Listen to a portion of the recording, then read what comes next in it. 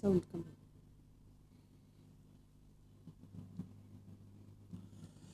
Hi hello ನಮಸ್ಕಾರ ಎಲ್ರಿಗೂ. SVB official ಚಾನಲ್ಗೆ ಸ್ವಾಗತ ಸುಸ್ವಾಗತ.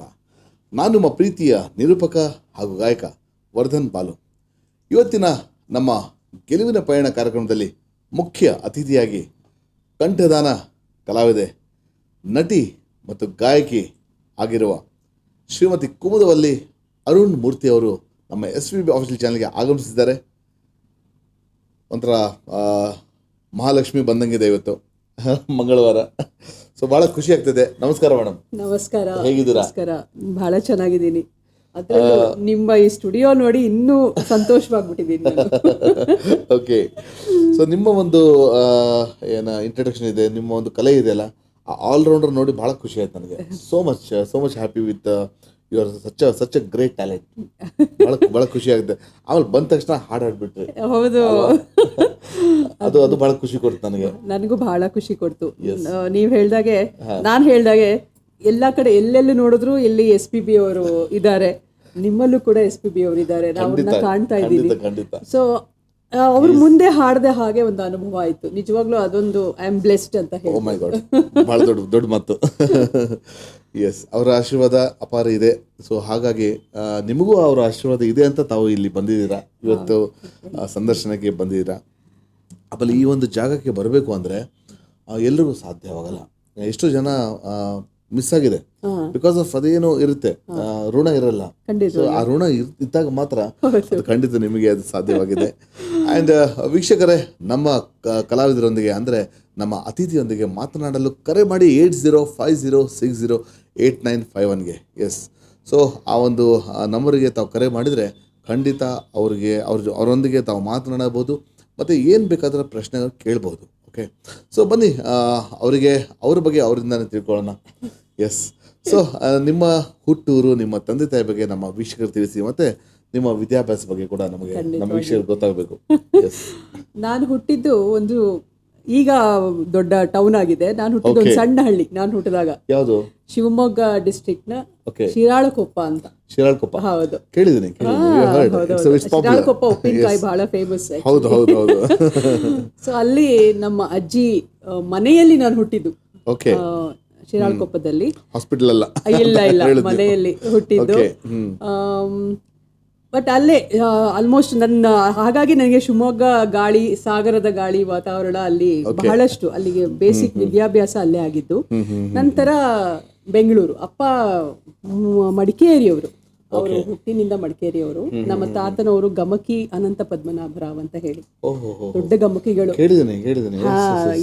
ಕನ್ನಡದ ಕವಿಗಳು, ಲೇಖಕರು, ಬರಹಗಾರರು, ಸಾಹಿತ್ಯ ವಲಯದ ಎಷ್ಟೇ ಜನ ಇದ್ರು ಅವರೆಲ್ಲರೂ ನಮ್ಮ ತಾತನ ಮನೆಗೆ ಬಂದು ಹೋದವರು. ನಮ್ಮ ತಂದೆ ಕೂಡ ಅವರ ಒಡನಾಟದಲ್ಲಿ ಬೆಳೆದವರು. ನಮ್ಮ ತಂದೆ ಕೂಡ ದೊಡ್ಡ ಗಮಕಿ, ಡಾಕ್ಟರ್ MA ಜಯರಾಮರಾವ್ ಅಂತ ಹೇಳಿ. ಅದೇನೋ ಗಮಕ ತಾತ ತಂದೆ ಚಿಕ್ಕಪ್ಪ ಆ ಲೆವೆಲ್ಗೆ ಸ್ವಲ್ಪ ನಿಂತಿದೆ. ನಮಗೆ ಬರಲಿಲ್ಲ, ಯಾಕೆ ಗೊತ್ತಿಲ್ಲ. ಬಟ್ ಸಂಗೀತ ಅಂತೂ ಮನೆಯಲ್ಲೇ ಇರೋದ್ರಿಂದ ಸಂಗೀತ ಬಂತು, ಕಲ್ಸಿದ್ರು. ತಾವು ಪ್ರಯತ್ನ ಮಾಡಿಲ್ಲ ಅನ್ಕೋತೀನಿ. ಪ್ರಯತ್ನ ಮಾಡಿದ್ರೆ ಖಂಡಿತ ಬಂದಿರೋದು. ಹಾಗಾಗಿ ಸೊ ಅಪ್ಪ ಅಲ್ಲಿಂದ ಮುಂಬೈಗೆ ಹೋಗಿ ಅಲ್ಲಿ ಥಿಯೇಟರ್ ವರ್ಕ್ ಮಾಡಿದ್ರು ತುಂಬಾ. ಅವರು ಇಂಡಿಯನ್ ಎಕ್ಸ್ಪ್ರೆಸ್ ಮತ್ತೆ ಕನ್ನಡಪ್ರಭನಲ್ಲಿ ಉಪಸಂಪಾದಕರಾಗಿ, ಪ್ರೂಫ್ ರೀಡರ್ ಆಗಿ ಕೆಲಸ ಮಾಡ್ತಾ ಇದ್ರು ಅಪ್ಪ. ಸೊ ಹಾಗಾಗಿ ಅಲ್ಲಿ ಮುಂಬೈಯಲ್ಲಿದ್ದು ಅಲ್ಲಿ ಪೃಥ್ವಿರಾಜ್ ಕಪೂರ್ ಅವರ ಒಡನಾಟದಲ್ಲಿ ಕೂಡ ಇದ್ದವರು. ನಮ್ಮ ಬಲ್ಲಾಳ್ ದಂಪತಿಗಳು, ಕಿಶೋರಿ ಬಲ್ಲಾಳ್ ಅವರು, ಅವರ ಜೊತೆಯಲ್ಲಿ ನಾಟಕಗಳನ್ನ ಮಾಡ್ತಾ ಇದ್ದವರು. ಸೊ ಬಹುಶಃ ಆ ರಕ್ತ ನಮಗೂ ಬಂದಿದೆ. ಹಾಗಾಗಿ ನಾಟಕದ ಒಂದು ಗೀಳು ನನಗೂ ಇದೆ. ಅಲ್ಲಿಂದ ಅಮ್ಮ ರುಕ್ಮಿಣಿ ಅಂತ ಹೇಳಿ, ನಮ್ಮ ತಂದೆ MA ಜಯರಾಮರಾವ್. ಅಮ್ಮ ರುಕ್ಮಿಣಿ ಗೃಹಿಣಿ ಆದ್ರೂ ಕೂಡ ಅಮ್ಮನಿಗೆ ಮುಂಚಿಂದನೂ ಸಿನಿಮಾ ಹುಚ್ಚು ಜಾಸ್ತಿ. ಎಲ್ಲಾ ಸಿನಿಮಾಗಳನ್ನು ನೋಡೋರು, ತಮಿಳು, ಕನ್ನಡ, ತೆಲುಗು, ಒಟ್ಟು ಅಂದ್ರೆ ಆ ಸಿನಿಮಾ ನೋಡ್ಬೇಕು, ಅದನ್ನ ಬಂದು ನಮಗ್ ಕತೆ ಹೇಳ್ಬೇಕು. ಕತೆ ಹೇಳೋರು, ಸ್ಟೋರಿ ಹೇಳೋರು, ಕತೆ ಸಿನಿಮಾ ನೋಡ್ಕೊಂಡು ಬಂದು. ಅದು ಹೇಗೆ ಅಂದ್ರೆ ಅದಕ್ಕೆ ಕಣ್ಣಿಗೆ ಕಟ್ಟದ ಕತೆ ಹೇಳೋರು. ಹಾಗಾಗಿ ನನ್ಗೆ ಇವತ್ತಿಗೂ ಕೂಡ, ನಾನು ಎಷ್ಟೋ ಸಿನಿಮಾ ನೋಡಿಲ್ಲ, ಬಟ್ ಸಿನಿಮಾದಲ್ಲಿ ಕತೆ ನನ್ನ ನೆನಪಿದೆ ನನಗೆ ಆ ತರ. ಸೊ ಸಿನಿಮಾ ಹುಚ್ಚು ಬೆಳೆಸಿದ್ದು ಅಮ್ಮ. ಆ ಗೀಳು. ಸೊ ಅವರು ಕೂಡ ತುಂಬಾ ಆಸೆ ಅಮ್ಮನಿಗೆ ಕಲೆಗಳ ಬಗ್ಗೆ, ಕಲೆ ಬೆಳಿಬೇಕು. ಹಾಡು ಹೇಳೋದಾಗ್ಲಿ ಅಥವಾ ಹೇಗಿದ್ರು ಅಪ್ಪ ಗಮಕಿಗಳು, ಸಂಗೀತ ಅಲ್ಲಿಂದನೇ ಬಂದಿದ್ದು. ನಾನು ಓದಿದ್ದು ಬೆಂಗಳೂರಲ್ಲೇ ನಿರ್ಮಲಾ ರಾಣಿ ಹೈಸ್ಕೂಲ್ ಅಂತ ಹೇಳಿ, ಹೌದು, ಮಲ್ಲೇಶ್ವರಂ ಅಲ್ಲಿದೆ. ನಾನೆಲ್ಲ ಹುಟ್ಟಿದ್ದ ಅಲ್ಲಿ ಓದಿದ್ದು ಸೆಂಟರ್ ಪ್ಲೇಸ್ ಮಲ್ಲೇಶ್ವರ ಬಿಟ್ಟು ಆಚೀಚೆ ನಾನು ಹೋಗಿಲ್ಲ. ಅಲ್ಲಿ ಶಾಲೆಯಲ್ಲಿ ಕೂಡ ನನಗೆ ಬಹಳಷ್ಟು ಸಪೋರ್ಟ್ ಸಿಗ್ತಾ ಇತ್ತು. ಮತ್ತೆ ಫೀಮೇಲ್ಸ್ಗೆ ಶಾಪಿಂಗ್ ಒಳ್ಳೆ, ಹೌದೌದು. ಶಾಲೆಯಲ್ಲಿ ಕೂಡ ನನಗೆ ಪ್ರೈಮರಿ ಸ್ಕೂಲಲ್ಲಾಗಲಿ, ಮಿಡಲ್ ಸ್ಕೂಲು, ಹೈಸ್ಕೂಲು ಅಷ್ಟೂ ನಲ್ಲೂ ಕೂಡ ನಾನು ಸಾಂಸ್ಕೃತಿಕ ಕಲೆಗೆ ಬಹಳ ಮಹತ್ವ ಕೊಡ್ತಾ ಇದ್ರು. ಎಲ್ಲದರಲ್ಲೂ ಭಾಗವಹಿಸ್ತಾ ಇದ್ದೆ. ಸ್ಕೂಲ್ ಲೀಡರ್ ಆಗಿದ್ದೆ. ಡ್ರಾಮಾಗಳನ್ನ ನಾನೇ ಬರೆದು ನಾನೇ ಡೈರೆಕ್ಟ್ ಮಾಡಿ, ಅಷ್ಟು ಇಂಟ್ರೆಸ್ಟ್ ಇತ್ತು. ನಾನೊಂದು ನಾಟಕ ಮಾಡಿದ್ದೆ, 6 ಅಲ್ಲ 9 ಅಂತ ಹೇಳಿ, ಒಂದು ಹಾಸ್ಯ ಅದೊಂದು ಕಾಮಿಡಿ. ಅದು 6 ಒಂದು ಇದ್ದಿದ್ದು ನಂಬರ್ ಉಲ್ಟಾ ಆಗ್ಬಿಟ್ಟು 9 ಆಗ್ಬಿಡುತ್ತೆ. ಸೊ ಅದನ್ನ ನೋಡಕ್ ಬಂದವರು ಚರಣ್ ರಾಜ್. ನನಗೆ, ನಾನು ಹೈಸ್ಕೂಲಲ್ಲಿ ಇದ್ದೆ ಅವಾಗ. ಹೌದೌದು. ಅವರು ನನ್ನ ಅಭಿನಯವನ್ನ ಮೆಚ್ಚಿ ಅವಾಗ ನಂಗೊಂದು ಹೀರೋ ಪೆನ್ ಕೊಟ್ಟಿದ್ರು. ಇನ್ನು ಇವತ್ತು ಅದು ಬಹಳ ಅಂದ್ರೆ ಯಾರ ಹತ್ರ ಹೀರೋ ಪೆನ್ ಇದೆ ಅವ್ರು ತುಂಬಾ ರಿಚ್ ಅಂತ ಆಗ್ತಾನೆ ಅವರು ಪ್ರವರ್ಧಮಾನಕ್ಕೆ ಬರ್ತಾ ಇದ್ರು, ಕನ್ನಡ ಚಲನಚಿತ್ರ ಚರಣ್ ರಾಜ್ ಅವರು. ಸೊ ಅದಿನ್ನೂ ಇಟ್ಕೊಂಡಿದ್ದೀನಿ. ಅಂದ್ರೆ ಆವಾಗಿಂದನೇ ನನಗೆ ನಾಟಕ, ಸಿನಿಮಾ, ನಟನೆ, ಹಾಡು ಎಲ್ಲಾನು ಮನೆಯಲ್ಲಿ ಕೂಡ ಅದೇ ಸಪೋರ್ಟ್ ಇತ್ತು. ನನಗೆ ತಂಗಿ ಒಬ್ಳು ಭಾರತಿ ಅಂತ ಹೇಳಿ, ತಮ್ಮ ಕೃಷ್ಣಸ್ವಾಮಿ, ಅವರು ಕೂಡ ಹಾಡ್ತಾರೆ. ಅವ್ರಿಗೂ ಕೂಡ ಎಲ್ಲಾ ಕಲೆಗಳಲ್ಲಿ ಆಸಕ್ತಿ ಇದೆ. ತಮ್ಮ ನಾಟಕಗಳಲ್ಲಿ ಅಭಿನಯಿಸ್ತಾನೆ, ಅವನು ಹಾಡ್ತಾನೆ.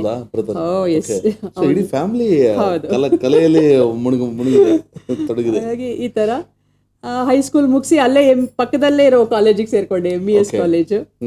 MES ಕಾಲೇಜು ಹೇಳೋದೇ ಬೇಡ, ಅದು ಫೇಮಸ್ ಸಾಂಸ್ಕೃತಿಕ ಒಂದು ಕಲೆಗೆ.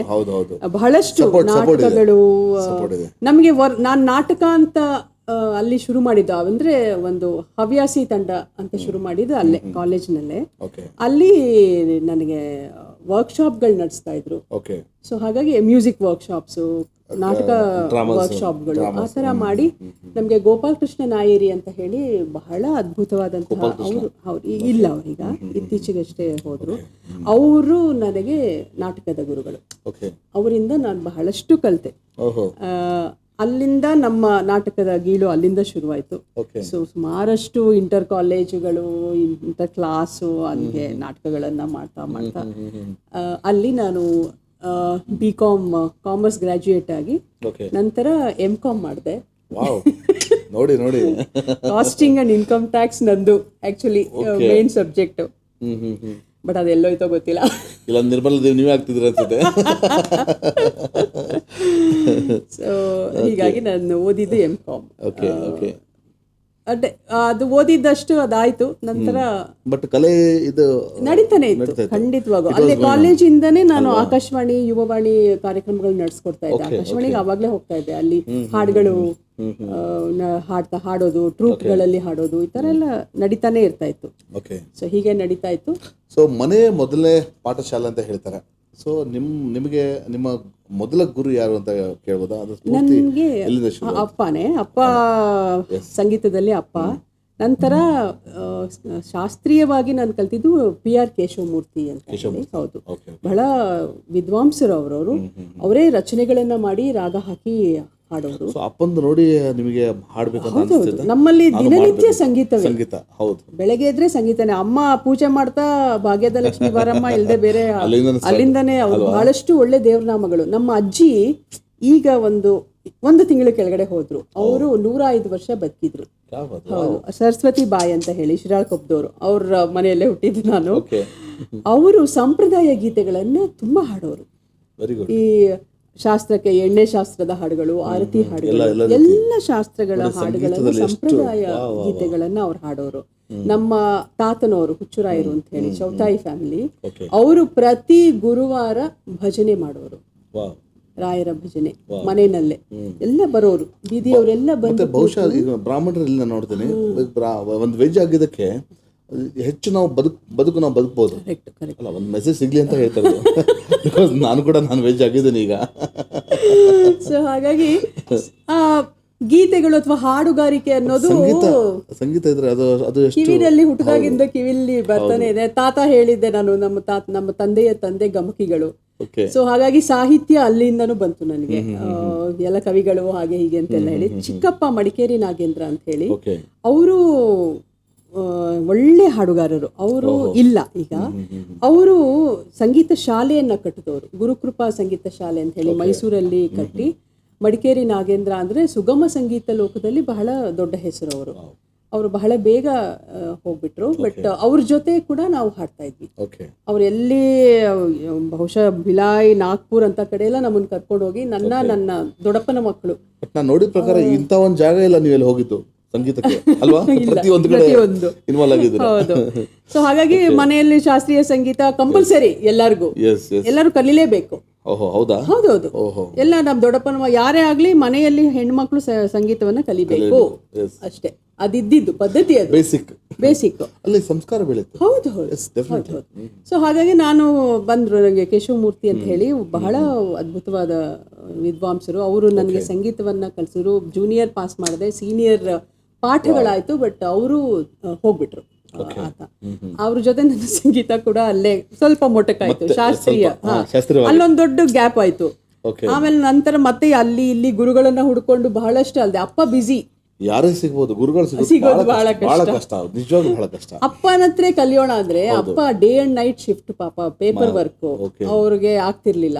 ಮನೆಗೆ ಪಾಪ ಬೆಳಗ್ಗೆ ಬಂದು ಗಮಕ ಹೇಳ್ಕೊಂಡು ನಮ್ಮಮ್ಮ ಬೈಯೋರು, ನೀವೇ ದೊಡ್ಡ ಗಮಕಿಗಳಾಗಿ ಮಕ್ಕಳಿಗೆ ಯಾಕೆ ಕಲಿಸ್ತಾ ಇಲ್ಲ ಅಂತ.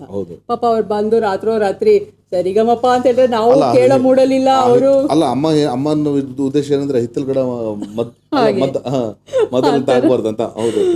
ಸೊ ಪಾಪ ಅದು ಅವ್ರಿಗೂ ಸಮಯ ಇರ್ತಾ ಇರ್ಲಿಲ್ಲ, ನಮಗೂ ಆಗ್ತಾ ಇರ್ಲಿಲ್ಲ. ಅದು ಹಾಗೆ ನಿಲ್ತು. ಆ ನಂತರ ನಾನು HN ಮೀರಾ ಅಂತ ಅವ್ರ ಹತ್ರ ಸಂಗೀತ ಕಲಿಯಕ್ಕೆ ಹೋದೆ. ಅಲ್ಲಿ ಶಾಸ್ತ್ರೀಯವಾಗಿ ಕಲಿಯೋದಕ್ಕಿಂತ ನಾನು ದೇವರ ನಾಮಗಳನ್ನ, ಭಾವಗೀತೆಗಳನ್ನ ಅವ್ರ ಹತ್ರ ಕಲಿತೆ. ಸುಗಮ ಸಂಗೀತ, ಒಂದು ಲೈಟ್ ಮ್ಯೂಸಿಕ್. ಹೌದು. ಸೊ ಹಾಗಾಗಿ ಆ ನಿಟ್ಟಿನಲ್ಲಿ ಮತ್ತೆ ಹಾಡುಗಾರಿಕೆ ಹೋಯ್ತು, ಸಂಗೀತದ ಪಯಣ ಮತ್ತೆ. ಓಕೆ. ಸೊ ತಂದೆನೇ ಮೊದಲ ಗುರು ಅಂತ ಹೇಳ್ಬೋದು ಅಲ್ವಾ? ಅಲ್ಲಿಂದ ಶುರು ಆಯ್ತು. ಸೊ ಮೇಡಮ್, ಆಕಾಶವಾಣಿಯಲ್ಲಿ ತಾವು 10 ವರ್ಷ ಕಾಲ ಸುದೀರ್ಘವಾಗಿ ತಾವು ಕಾರ್ಯನಿರ್ವಹಿಸಿದ್ರ, ಅದ್ರ ಬಗ್ಗೆ ಒಂದು ಅನುಭವ ನಾವು ವೀಕ್ಷಿಸಿ ತಿಳಿಸಿ. ಆಕಾಶವಾಣಿ ಅಂದ ತಕ್ಷಣ ನಮಗೆ ನಾವು ಹುಟ್ಟಿದಾಗಿಂದ ಅದನ್ನ ಕೇಳ್ತಾನೆ ಬೆಳೆದಿರೋದು ಅಲ್ವಾ? ಅದು ಕೆಲವೊಂದು ಹಾಡುಗಳು ನೋಡಿ, ಹಾಡಿದವರು SP ಬಾಲಸುಬ್ರಹ್ಮಣ್ಯಂ ಹಾಗೂ S ಜಾನಕಿ. ನಮ್ಗೆ ಯಾರು ಮುಖ ನೋಡಿಲ್ಲ, ಏನಿಲ್ಲ, ಬರೀ ಧ್ವನಿ ಕೇಳಿ ನಾವು ಖುಷಿ ಪಟ್ಟಿದ್ದು ಅಲ್ವಾ? ಸೊ ನಿಮ್ಮ ಅನುಭವ ಹೇಗಿತ್ತು? How did it start? ನೀವು ಆಕಾಶವಾಣಿ ಪಾದಾರ್ಪಣೆ ಹೇಗೆ ಮಾಡಿದ್ರಿ? ನಾನು ಹೇಳ್ದಾಗೆ ಕಾಲೇಜಲ್ಲಿ ಇದ್ದಾಗಲೇ ಯುವವಾಣಿ ಕಾರ್ಯಕ್ರಮಗಳನ್ನ ಕೊಡ್ತಾ ಇದ್ದೆ. ಆ ನಂತರ ಹಾಗೆ ಅದ್ರ ಜೊತೆಗೆ ಇದ್ದೇ, ಬಿಟ್ಟಿರ್ಲಿಲ್ಲ ಆಕಾಶವಾಣಿ. ಅಲ್ಲಿ ಇದ್ದೇ ಇದ್ದ. ಅಪ್ಪ ಅಲ್ಲಿ A ಗ್ರೇಡ್ ಆರ್ಟಿಸ್ಟ್. ಖಂಡಿತವಾಗಿ ಮಂಜುಳಾ SP ಪರಲ್ಕರ್ ಅವರು very nice actress, we like very much ಅಂತ ಬರೆದಿದ್ದಾರೆ ನೋಡಿ, ನಿಮ್ಮ ಅಭಿಮಾನ. ಓಕೆ. ಅಂಡ್ ವೆಂಕಟೇಶ್ ಕಬಡ್ಡಿ ಅವರು, ನಮಸ್ಕಾರ ಕುಮುದಾ ಮೇಡಮ್, ನಿಮ್ಮ ನೋಡಿ ಬಹಳ ನಮ್ಮ ಆಕಾಶವಾಣಿ ಆಕಾಶವಾಣಿ ಅವರು ಯಾವಾಗ್ಲೂ ಫೋನ್ ಮಾಡಿ ಹೇಳೋರು, ಉತ್ತರ ಕೊಡೋರು, ಎಲ್ಲ ಆನ್ಸರ್ ಕೊಡೋರು, ನಮ್ಮ ಶಿಷ್ಯರು. ನಮ್ಮಲ್ಲಿ ಹಾಡು ಕಲಿ ಬಹಳ ಖುಷಿ ಆಯ್ತು ಅಂತ ಹೇಳ್ತಿದ್ದಾರೆ. ಸೊ ನಮಸ್ಕಾರ ಅಂತ ಹೇಳ್ತಿದ್ದಾರೆ ಸುಬ್ರಾಯ ಮಹಾಲೆ ಅವರು. ಹಾಗೆ ಆಕಾಶವಾಣಿ, ಅಪ್ಪ ಆಕಾಶವಾಣಿಯಲ್ಲೇ ಸುಮಾರಷ್ಟು. ಆಮೇಲೆ ಈ ಆಡಿಷನ್ಗೆ ಅವರೇ ಪ್ಯಾನಲ್ ಅಲ್ಲಿ ಇದ್ದಿದ್ದು ನಮ್ಮ ತಂದೆನೆ. ಸೊ ಹಾಗಾಗಿ ಅವರು ಅಲ್ಲಿ ಆಕಾಶವಾಣಿ ನಂಟು ಅಲ್ಲೇ ಇರ್ತಿತ್ತು. ಸೊ ಅವ್ರ ಜೊತೆ ಹೋಗಿ ಬಂದು ಮಾಡ್ತಾ ಇದ್ದೆ. ಆ ನಂತರ ಅದು ಎಲ್ಲೋ ಕೊಂಡಿ ಕಟ್ಟಾಯ್ತು ಮದ್ವೆ ಆದ ತಕ್ಷಣ. ಎಲ್ಲೋ ಅದೊಂದು ಕೊಂಡಿ ಕಟ್ಟ. ಖಂಡಿತವಾಗಿ ಮನೆಯಲ್ಲೇ ನನ್ನ ಅಪ್ಪನ ಮನೆಗಿಂತ ಜಾಸ್ತಿ ಸಾಂಸ್ಕೃತಿಕವಾಗಿ ಯಜಮಾನ್ರ ಮನೆಯಲ್ಲಿ. ಸೊ ಅಲ್ಲಿ ಆಕಾಶವಾಣಿ ಕಟ್ಟಾಗಿದ್ ಯಾತಕ್ಕೆ ಅಂತಂದ್ರೆ, ಮದ್ವೆ ಆಯ್ತು. ಮದ್ವೆ ಆಗಿ 1 ವರ್ಷ ಹಂಗೂ ಹಿಂಗೂ ಏನೋ ಮಾಡ್ತಾ ಇದ್ದೆ ಅಲ್ಲಿ ಇಲ್ಲಿ ಕೆಲಸಗಳು. ನಾನು ಆಕ್ಚುಲಿ ಒಂದು ಲ್ಯಾಂಕೋ ಕನ್ಸ್ಟ್ರಕ್ಷನ್ಸ್ ಕಂಪನಿ ಅಂತ ಹೇಳಿ ಅಲ್ಲಿ ಫುಲ್ ಟೈಮ್ ಜಾಬ್. ಅದು I was a finance manager, ಹೇಳ್ದಾಗೆ costing and income tax. So ಆವಾಗ ಅಲ್ಲಿ ಓದಿದ್ದಕ್ಕೆ ಅಲ್ಲೊಂಚೂರು ಕೆಲಸ ಮಾಡಿದೆ ನಾನು. So that was a very good company. ಅದೊಂದು ನ್ಯಾಷನಲ್ ಗೇಮ್ಸ್ ಪ್ರಾಜೆಕ್ಟ್ ಅಂತ ಆಯ್ತು, ಅದರದ್ದು ಅಲ್ಲಿ ಕೆಲಸ ಮಾಡಿದೆ. ಅಲ್ಲೊಂದು 2 ವರ್ಷ full time work, desk work ಅಂದ್ರೆ ಡೆಸ್ಕ್ ವರ್ಕ್, ಬೇರೆ ಎಲ್ಲ ಮರ್ತೋಯ್ತು. ಓಕೆ. ದುಡ್ಡು ಮಾಡೋ ಒಂದು ಅವಾಗ ಒಂದು ಟೈಮ್ ನೋಡಿ, ಅದೊಂದು ಯೂತ್ ಪೀಕ್ ಅವರ್ ಅದು. ಹೌದೌದು. ಸೊ ಅವಾಗ ಅದೊಂದು ಆಂಬಿಷನ್, ಇಲ್ಲ ನಾನೇನೋ ಮಾಡಬೇಕು ಅಂತ, ಬೇರೆ ಎಲ್ಲ ಸೈಡ್ಗೆ ಹೋಯ್ತು. ಆ ಸಮಯದಲ್ಲೇ ನನಗೆ ಮದುವೆ ಕೂಡ ಆಯ್ತು. ಅರುಣ್ ಮೂರ್ತಿ ಅಂತ, ಅವ್ರ ತಂದೆ PNS ಮೂರ್ತಿ ಅಂತ ಹೇಳಿ, ಅವರು ಮತ್ತೆ ನಮ್ಮ ತಂದೆ ಬಹಳ ಗೆಳೆಯ. ಹೌದು. ಅರುಣ್ಣನ ನಾನು 5 ವರ್ಷ ಹುಡುಗಿಯಾದಾಗಿಂದ ನೋಡ್ತಾ ಇದ್ದೆ. ಮತ್ತೆ ಹೇಗೆ ಅದು? ಬಟ್ ಅದು ಹೇಗೆ ಅದು ಬೆಳ್ಕೋತು ಗೊತ್ತಿಲ್ಲ ಭಾವನೆ. ಬಟ್ ಅವರೇ ನನ್ನ ಕೇಳಿದ್ರು ಮದುವೆ ಮಾಡ್ಕೋತಾರ ಅಂತ. ಸೊ ನಾನು ಆಯ್ತು ಅಂತ ಹೇಳಿ, 2 ಫ್ಯಾಮಿಲಿ ಗೊತ್ತಿರೋರೆ. ಸೊ ಅರುಣ್ ಅವ್ರ ಹೌದು, ಅವರು ನಮ್ಮ ಮಾವನವರು 25 ವರ್ಷ ರಾಮನವಮಿ ಸೆಲೆಬ್ರೇಷನ್ಸ್ ಮಾಡಿದ್ದಾರೆ. ಈಸ್ ಅ ಕಲಾ ಪೋಷಕರು, ಅದ್ಭುತವಾದ ಕಲಾ ಪೋಷಕರು ಅವರು. ಅವ್ರ ಮನೆಗೆ ಇಂಥವ್ರು ಬಂದಿಲ್ಲ ಅಂತಿಲ್ಲ. ಬಾಲಮುರಳಿ ಕೃಷ್ಣ ಹೌದು, ಖಂಡಿತವಾಗಿ. ರಾಜ್ಕುಮಾರ್ ಭಾರತಿ ಅವರು, ಎಂತೆಂತ ಮಹಾನ್ ವಿದ್ವಾಂಸರಿಗೆಲ್ಲ ನಮ್ಮ ಮಾವನವ್ರ ಮನೆ. ಅವಾಗ ನಾವು ಹೋಗ್ತಾ ಇದ್ವಿ, ಯಾಕಂದ್ರೆ ಚಿಕ್ಕವಳು. ಬಂದಾಗೆಲ್ಲ ಕರಿಯೋರು ಬನ್ನಿ ಅಂತ. ಪ್ರತಿ ವರ್ಷ ರಾಮೋತ್ಸವಕ್ಕೆ ಅವ್ರು ಮಾಡಿದಾಗ ನಮ್ಮ ತಂದೆ ನಿರೂಪಣೆ ಮಾಡೋರು. ಹೌದು, ಅಲ್ಲಿ ಕಡೆಗೆ ಅದೇ ಮನೆಗೆ ನಾನು ಹೋಗ್ತೀನಿ ಅಂತ. ಸೊ ಅರುಣ್ ಅವ್ರ ಅಕ್ಕ ಡಾಕ್ಟರ್ ವೀಣಾಮೂರ್ತಿ ವಿಜಯ್ ಅಂತ ಬಹಳ ದೊಡ್ಡ ಕೂಚಿಪುಡಿ ನೃತ್ಯಗಾರ್ತಿ. ಸೊ ಇಂಥ ಮನೆಗೆ ನಾನು ಹೋದೆ, ಇನ್ನೇನ್ ಬೇಕು. ಆದ್ರೂ ಎಲ್ಲೋ ದುಡಿಯೋ ಒಂದು ಹುನ್ನಾರದಲ್ಲಿ ಅವರೆಲ್ಲ ಮಾಡ್ತಿದ್ರು, ಅವರೆಲ್ಲ ಕಲೆ ಪೋಷಣೆ ಮಾಡ್ತಿದ್ರು. ನಾನ್ ಬಿಟ್ಟೆ. ಇಲ್ಲ ಏನೋ ಒಂದು ಸಾಧಿಸ್ಬೇಕು. ಜಾಬಲ್ಲೇ ಇದ್ಬಿಟ್ಟೆ, ಅದನ್ನೇ ಮಾಡ್ಕೊಂಡಿದ್ಬಿಟ್ಟೆ. ಬೇರೆ ಎಲ್ಲ ಸೈಡ್ ಕೊಟ್ಟು. ಹೌದು, ಐ ವಾಸ್ ವರ್ಕಿಂಗ್. ನಮ್ಮತ್ತೆ ನನಗೆ ಕಲೆ ಅದೇ ಹೇಳಿದ್ದು, ಸೈಡ್ ಕೊಟ್ಟೋಯ್ತು, ಆಲ್ಮೋಸ್ಟ್ ಸೈಡ್ ಕೊಟ್ಟೋಯ್ತು. ನಾನು ಹಾಡೋದ್ ಬಿಟ್ಟೆ, ನಾಟಕ ಮಾಡ್ತಾ ಇದ್ದೆ, ಅದು ಬಿಟ್ಟೆ, ಎಲ್ಲ ಬಿಟ್ಟು ಮನೆ ಕೆಲಸ ಇದೇ ಆಗೋಯ್ತು. ಆ ಸಮಯದಲ್ಲೇ ನಾನು ಪ್ರೆಗ್ನೆಂಟ್ ಕೂಡ ಆದೆ. ಆವಾಗ ನನಗೆ ಗೊತ್ತಾಗಿದ್ದು ನನಗೆ ಟ್ವಿನ್ಸ್ ಇದ್ದಾರೆ ಅಂತ. ಸೊ ಲವಕುಶ ಇರಲಿಲ್ಲ. ಸೊ ಡಾಕ್ಟರ್ ಅಂದ್ರು, ನಿನ್ ಜಾಬ್ ಬಿಡಬೇಕು, ನಿನ್ಗೆ ಮಕ್ಕಳು ಬೇಕು ಅಂತಂದ್ರೆ you have to forget everything and take care of your kids ಅಂತ. ಆಲ್ಮೋಸ್ಟ್ ಅದು ಅದಕ್ಕಿಂತ ಖುಷಿ ಖಂಡಿತವಾಗ ಪೂರ್ಣತನ, ಒಂದು ಹೆಣ್ಣಿಗೆ ಪೂರ್ಣತನ. ಅವ್ರ ತಾಯಿ ಅದು ಖಂಡಿತವಾಗೂ ನೋ ರಿಗ್ರೆಟ್ಸ್. ಅದು ಅನುಭವಿಸಿದೀನಿ, ತುಂಬಾ ಅದ್ಭುತವಾದಂತ ಅನುಭವ. ಒಂದು ಗಂಡು ಒಂದು ಹೆಣ್ಣು ನನಗೆ ಮಕ್ಕಳು. ಇವತ್ತವರೆಗೆ 26 ತುಂಬಿ 27ನೇ ವರ್ಷ ಮಕ್ಕಳಿಗೆ. ನೋಡಿದ್ರೆ ಅನ್ಸಲ್ಲ ಮೇಡಮ್. ವಾವ್, ಏನ್ ಮೇಡಮ್ ಇದು? ಸಂಗೀತ ಕಲೆ. ಸೊ ಆಮೇಲೆ ನಮ್ಮತ್ತೆ ತುಂಬಾ ಬೇಜಾರ್ ಮಾಡ್ಕೊಳ್ಳೋರು. ನೀನ್ ಇಷ್ಟೆಲ್ಲ ಟ್ಯಾಲೆಂಟ್ ಇಟ್ಕೊಂಡು ಬರೀ ನಾನ್ ನೋಡ್ಕೋತೀನಿ ಮಕ್ಕಳನ್ನ, ನೀನೇನಾದ್ರು ಮಾಡು ನೋಡಿ. ಆ ಕಾಳಜಿ ನೋಡಿ ತುಂಬಾ. ನಮ್ಮ ಅತ್ತೆ ಯಾವಾಗೂ ಹೇಳೋರು ಅದನ್ನ. ನಾನಿದ್ದೀನಿ, ನಿಮ್ಮ ಅಮ್ಮ ಇದ್ದಾರೆ, ಎಲ್ಲರೂ ಇದ್ದೀವಿ, ನಾವು ನೋಡ್ಕೋತೀವಿ, ನೀನ್ ಹೋಗು, ನೀನ್ ಸಾಕು, ಇದು ಮನೆ ನೋಡ್ಕೊಂಡಿದ್ದು ಮಾಡ್ಕೊಂಡಿದ್ದು ಮಕ್ಕಳದೆಲ್ಲ, ಏನಾದ್ರು ಮಾಡು ಹೋಗು ಅನ್ನೋ ಸಮಯದಲ್ಲೇ ಆಕಾಶವಾಣಿನಲ್ಲಿ FM ಶುರುವಾಯ್ತು ಚಾನೆಲ್. ಆ ಸಮಯದಲ್ಲಿ ಅವಾಗ ಅವರು ಹಳಬ್ರು ಯಾರ್ಯಾರಿದ್ದಾರೆ, ಹೌದು ಅದೇ ಸ್ಟಾರ್ಟ್. FM ಅಂತ ಶುರುವಾಗಿದ್ದೆ ಆಕಾಶವಾಣಿನಲ್ಲಿ. ರೈನ್ಬೋ, ಕಾಮನಬಿಲ್ಲು. ಹಾ, ಸೊ ಅಲ್ಲಿ ಅವಾಗ ಅವರು ಹಳಬ್ರು ಅಲ್ಲಿ ಇದ್ದವ್ರಂತವ್ರನ್ನ ನನ್ನ ಸಂದರ್ಶನ ಅಲ್ಲಿ ಆಗಿದೆ.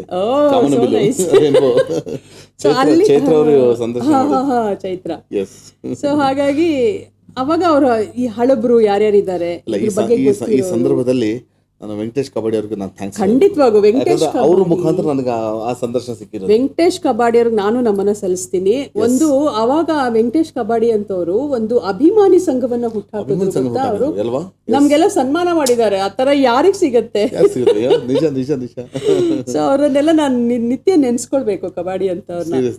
ಸೊ ಅವಾಗ ಅಲ್ಲಿ ಸೆಲೆಕ್ಟ್ ಆದವರು ನಾನು, ಚಂದನ ಬಾಲ ಅಂತ ಅದ್ಭುತವಾದ ಹಾಡುಗಾರ್ತಿ ಆಕೆ, ಅವರು, ಅಪರ್ಣ, ಮತ್ತೆ ಅಲ್ಲಿ ಕೆಲಸ ಅಪರ್ಣ ಅವರಿದ್ರು, ಅವರು ವಿಜಯಶ್ರೀ, ಚಂದ್ರಿಕಾ, ಆಶಾ, ಅವ್ರದ್ದೇ ಒಂದು ಇವಾಗ ಅವಳದೇ ಪ್ರೈವೇಟ್ ರೇಡಿಯೋ ಇದೆ, ಆಶಾ ವಿಶ್ವನಾಥ್ ಅಂತ. ಅವರೆಲ್ಲರೂ ಅಲ್ಲಿ ಅವಾಗ ಈ ವಿವಿಧ ಭಾರತಿ ಅಥವಾ ಬೆಂಗಳೂರು ಆಕಾಶವಾಣಿಯಲ್ಲಿ ಸಣ್ಣ ಸಣ್ಣ ಉದ್ಘೋಷಣೆ ಕೆಲಸಗಳನ್ನ ಮಾಡ್ತಾ ಇದ್ರು. ಅವ್ರನ್ನೆಲ್ಲ ಅನಾಮತ್ತಾಗಿ ತೆಗೆದು FM ರೈನ್ಬೋ ಹಾಕಿದ್ರು. ಲೈವ್ ಆಕಾಶವಾಣಿಯಲ್ಲಿ ಲೈವ್ ಮಾಡೋದು ಇದ್ದಿಲ್ಲ. FM ರೈನ್ಬೋ ಇಂದ ಶುರುವಾಗಿದೆ. ಏನಿದು ರೆಕಾರ್ಡೆಡ್ ಇಂಟರ್ವ್ಯೂಗಳು, ರೆಕಾರ್ಡೆಡ್ ಇದು ಅಷ್ಟೇ, ಆ ತರ ಇದ್ದಿದ್ದು. ಲೈವ್ ಅಂತ ಅವಾಗ ಶುರುವಾಗಿದೆ. ಸೊ ಅವಾಗ ನಮ್ಮನ್ನೆಲ್ಲ ಕರೆದ್ರು, ಬನ್ನಿ, ಅದೇನು ಕಾಂಟ್ರಾಕ್ಟ್ ವರ್ಕ್, ನಿಮಗೆ ವಾರಕ್ಕೆ ಇಷ್ಟು ಟೈಮ್ ಅಸೈನ್ ಮಾಡ್ತಾ ಇದ್ರು. ಸೊ ನಾವು ಆ ಸಮಯಕ್ಕೆ ಹೋಗಿ ಮಾತಾಡೋದು, ಟಾಪಿಕ್ ತಗೊಳ್ಳೋದು, ಮಾತಾಡೋದು. ಅಬ್ಬಾ ಏನ್ ಆನಂದ ಅಲ್ವಾ, ತವ್ರ ಮನೆಗೆ ವಾಪಸ್ ಹೋದೋಗೆ. ಅಲ್ಲ ಮತ್ತೆ ಎಲ್ಲಕ್ಕಿಂತ ಮುಖ್ಯ ಅಂದ್ರೆ ಅತ್ತೆ ಆದವರು ಸಪೋರ್ಟ್ ನಮ್ಮ ಅತ್ತೆ ಅವರು ನಮ್ಮ ಅತ್ತೆನ ನಾನು ನಿತ್ಯ ಸ್ಮರಿಸ್ಕೊಳ್ಬೇಕು. ನನ್ ಕೆಲ್ಸಕ್ಕೆ ಹೋಗೋವಾಗ್ಲೂ ಅಷ್ಟೇ ಖಂಡಿತವಾಗ್ಲೂ ಇಲ್ಲ ಕಲೆಗೆ ಸಪೋರ್ಟ್ ಮಾಡೋರು. ನಾನು ನಿಜವಾಗ್ಲೂ ಮಗಳು ದೊಡ್ಡ ಡ್ಯಾನ್ಸರು. ಓಕೆ, ಅರುಣ್ ನನ್ನ ಯಜಮಾನ್ರು ವೈಲಿನ್ ನುಡಿಸ್ತಾ ಇದ್ರು. ಅವ್ರಿಗೆ ನಮ್ಮ ಮಾವನವರು ಪ್ರತಿಯೊಬ್ರು ಸಂಗೀತ ಕಲೀಲೇಬೇಕು ಹೇಳದ್ನಲ್ಲ. ನಮ್ಮ ಅಮ್ಮ ಅರುಣ್ ಅವರು ವೈಲಿನ್ ನುಡಿಸ್ತಾರೆ. ಹೌದು, ಅರುಣ್ ಅವರ ಅಣ್ಣ ಕಿರಣ್ ಅಂತ ಮೃದಂಗ ಸೊ ಮಾವನವರು ಅದೇ ಅಂದ್ರು, ಇಲ್ಲ ಮಾಡ್ಕೋಬೇಕು ನೀವು ಕಲೆನ ಮುಂದುವರಿಸ್ಬೇಕು ಅಂತ. ಸೊ ಆ ನಿಟ್ಟಿನಲ್ಲಿ ಆಕಾಶವಾಣಿಗೆ ಮತ್ತೆ ಪಾದಾರ್ಪಣ ಮಾಡಿದೆ. ಅಲ್ಲಿ ನಿಮಗೆ ಮೈಕಲ್ಲಿ ಎಲ್ಲ ಭಯ ಎಲ್ಲ ಖಂಡಿತವಾಗೂ ಇಲ್ಲ. ಎಸ್, ಚೆನ್ನಾಗಿತ್ತು. ಅಲ್ಲಿ ಸರಸ್ವತಿ ಅಂತವ್ರು, ಗೀತಾ ರಾಮಾನಂದ್ ಅಂತವ್ರು, ಅದ್ಭುತವಾದಂತಹ ಉದ್ಘೋಷಕರು, ಎಲ್ಲರೂ ಪ್ರೋಗ್ರಾಮ್ ಎಕ್ಸಿಕ್ಯೂಟಿವ್ಸ್. ಎನ್ ರಘು ಅವರು, ಶಂಕರ್ ನಾರಾಯಣ್ ಅಂತವ್ರು ಇವತ್ತಿಗೂ ಇದ್ದಾರೆ. ಅವರೆಲ್ಲ ಅಲ್ಲಿ ಅವರೆಲ್ಲರೂ ನಮ್ಗೆ ಎಷ್ಟು ಸಪೋರ್ಟ್ ಮಾಡಿದ್ರು ಅಂದ್ರೆ ಬಹಳಷ್ಟು ಕೆಲಸಗಳನ್ನ ಅಲ್ಲಿ ಕಲಿತ್ವಿ. ಆಮೇಲೆ ನನ್ನ ಲೋಕ ಅಲ್ಲಿ ಲೈಬ್ರರಿ, ಅದು ನಾನು ಮರೆಯಲ್ಲ. ಆಕಾಶವಾಣಿ ಲೈಬ್ರರಿಲಿ ನಿಂತ್ಕೊಂಡ್ರೆ ನನ್ಗೆ ಇಡೀ ಜಗತ್ತಲ್ಲಿದೆ ಅಲ್ಲಿ, ಇಡೀ ಜಗತ್ತಿದೆ ಅಲ್ಲಿ. ಎಂಥ ಅದ್ಭುತವಾದ ಕಲೆಕ್ಷನ್, ಬಹುಶಃ ಎಲ್ಲೂ ಇಲ್ಲ ಅದು. ಎಂತೆಂಥ ಧ್ವನಿಗಳು ಅಲ್ಲಿದೆ ಅಂತಂದ್ರೆ ಪುಳಕ ಆಗತ್ತೆ ನೆನ್ಸ್ಕೊಂಡ್ರೆ ನನ್ಗೆ. ಅಂತ ಒಂದು ಲೈಬ್ರರಿಯಲ್ಲಿ ನಾನು ಇದ್ದೀನಿ ಅಂತ. ಇಲ್ಲ, ಇದನ್ನೇನಾದ್ರು ಮಾಡ್ಬೇಕು ಅಂತ ಹೇಳಿ ನಾನು ಬ್ರೇಕ್ ಪಾಯಿಂಟ್ ಅಂತ ಒಂದು ಪ್ರೋಗ್ರಾಮ್ ಮಾಡಿದೆ. 2000 ಎಪಿಸೋಡ್ ಅಂತದ್ದು, ಸಣ್ಣದು 1/4 ಗಂಟೆ ಅಷ್ಟೇ, ಏನು ಇಲ್ಲ. ಅಲ್ಲಿ ಅಷ್ಟು ತುಂಬಿಕೊಂಡಿದೆ ಅಲ್ಲ ಅದು.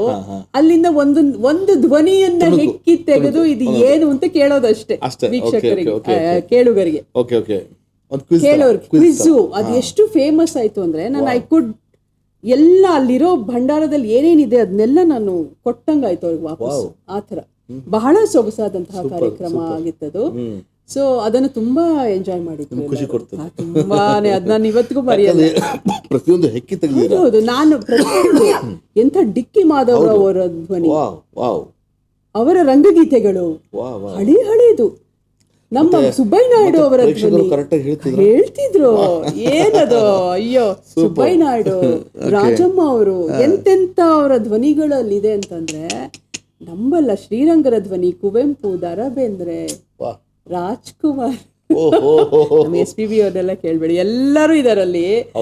ಪ್ರತಿಯೊಬ್ಬರ ಧ್ವನಿಯನ್ನ ನಾನು ಫಸ್ಟ್ ಕೇಳಿ ಸಂತೋಷ ಪಟ್ಟು ಬೇರೆಯವ್ರಿಗೂ ಕೇಳಿಸೋದು. ಬಹಳ ತುಂಬಾ ಚೆನ್ನಾಗಿತ್ತದು. ಅದನ್ನ ಮಾಡಿದೆ. ಸೊ ನನ್ಗೆ ಆದಷ್ಟು ಮೈಕಲ್ಲಿ ನೇರವಾಗಿ ಕಾರ್ಯಕ್ರಮ ಕೊಡೋಕ್ಕಿಂತ ಈ ರೀತಿ ಪ್ರೊಡಕ್ಷನ್ ವರ್ಕ್ಗಳು ಬಹಳ ಇಷ್ಟ ಆಗ್ತಾ ಇತ್ತು, ತುಂಬಾ ಇಷ್ಟ ಆಗ್ತಾ ಇತ್ತು ಪ್ರೊಡಕ್ಷನ್ ವರ್ಕ್. ಸೊ ನಾನು ಅಲ್ಲಿ ರೂಪಕಗಳು ತುಂಬಾ ಆಗೋದು. ನಾಳೆಗಳು ನಮಗಿರಲಿ ಅಂತ ಹೇಳಿ ಒಂದು ಅದ್ಭುತವಾದಂತ ಕಾರ್ಯಕ್ರಮ ಆಯೋಜನೆ ಆಯ್ತು. ಹಂಗೆ ಜನಗಳ ಪರಿಚಯ ಆಯ್ತು, ಬಹಳಷ್ಟು ಜನ ಸಂಪರ್ಕಗಳು ತುಂಬಾ ಸಿಕ್ತು.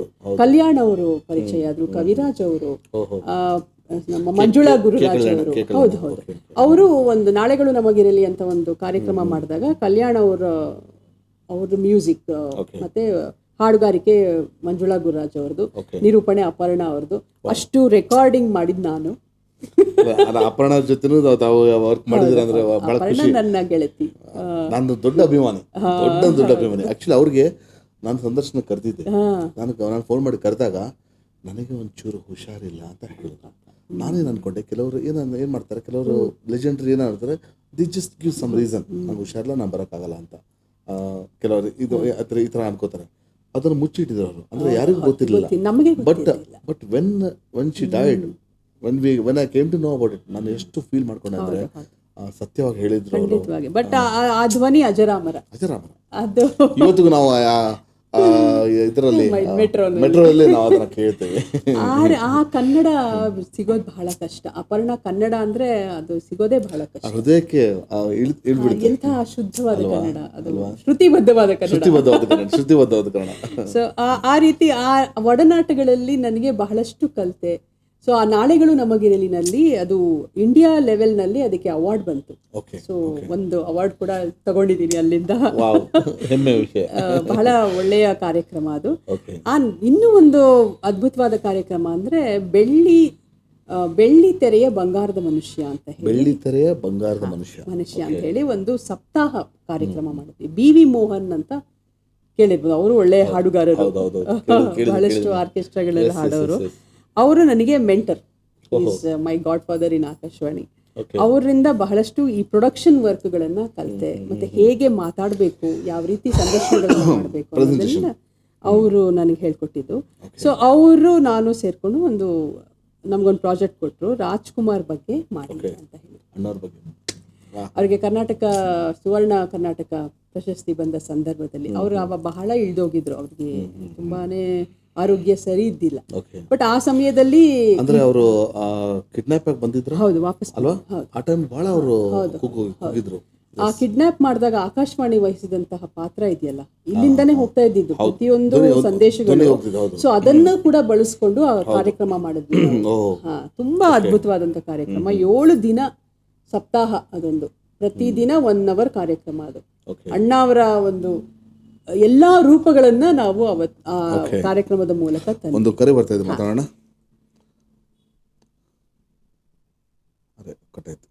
ಓಕೆ, ಸೊ ಆ ರೀತಿ ಒಂದು ಕಾರ್ಯಕ್ರಮವನ್ನ ಮಾಡಿದ್ವಿ. ಅದನ್ನ ರಾಘವೇಂದ್ರ ರಾಜ್ಕುಮಾರ್ ಮತ್ತೆ ಪಾರ್ವತಮ್ಮನವ್ರು ಬಹಳ ಮೆಚ್ಕೊಂಡು ನಮ್ಗೆ ಮೆಚ್ಚುಗೆಯನ್ನ ಪತ್ರವನ್ನ ಕೂಡ ಕಳಿಸಿದ್ರು. ಅಣ್ಣ ಅವ್ರು ಕೇಳಿದ್ರು ಇಲ್ವಾ ಬಹುಶಃ ನಂಗೆ ಗೊತ್ತಿಲ್ಲ. ಬಟ್ ಅದು ಇವತ್ತಿಗೂ ಕೂಡ ಅವ್ರ ಅಣ್ಣ ಅವ್ರು ಹುಟ್ಟಿದಬ್ಬ ಆಗ್ಲಿ ಅಥವಾ ಇನ್ಯಾವುದೇ ಆಗ್ಲಿ ಅದನ್ನ ಪ್ರಸಾರ ಮಾಡ್ತಾರೆ. ಹೌದು. ಓಹೋ, ಸೂಪರ್.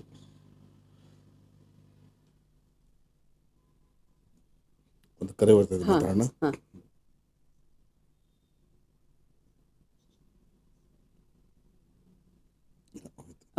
ಓಕೆ. ಸೊ ಅದು ಒಂದು ಅನುಭವ. ಆ ಅನುಭವಗಳ ಮೂಟೆ ಹೊತ್ಕೊಳ್ತಾ ಇದ್ದೆ. ಅಷ್ಟೊತ್ತಿಗೆ ಮಕ್ಕಳು ಆರಾಮಾಗಿದ್ರು. ಅವರು ಅವ್ರಿಗೊಂದು 4-5 ವರ್ಷ ಆಗ ಮನೆ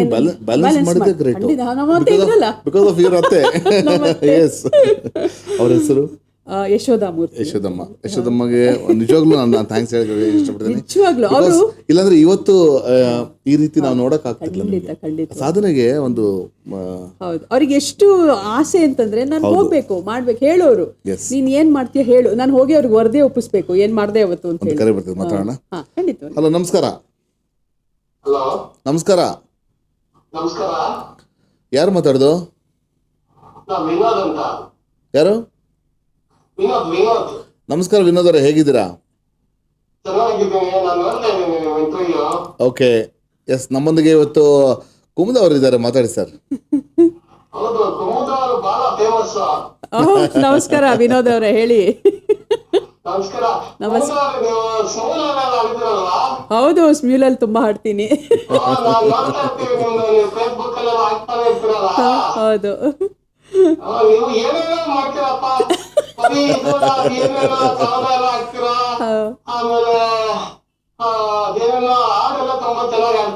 ಧನ್ಯವಾದಗಳು.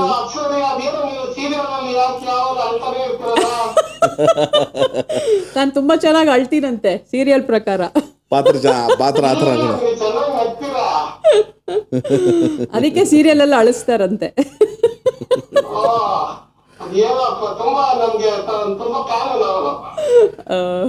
ನೋಡೋಣ, ಇವಾಗ ಮುಂದೆ ನಗೋ ಪಾತ್ರಗಳು ಕೊಡ್ಬೋದು ಬಹುಶಃ. ಸಿನಿಮಾ ಆಗಿದೆ ಸುಮಾರಷ್ಟು, ಬರಬೇಕು, 1-2 ರಿಲೀಸ್ ಆಗಬೇಕು. ಈಗಾಗಲೇ ಮಾಡಿದ್ದೀನಿ 10 ಸಿನಿಮಾಗಳು.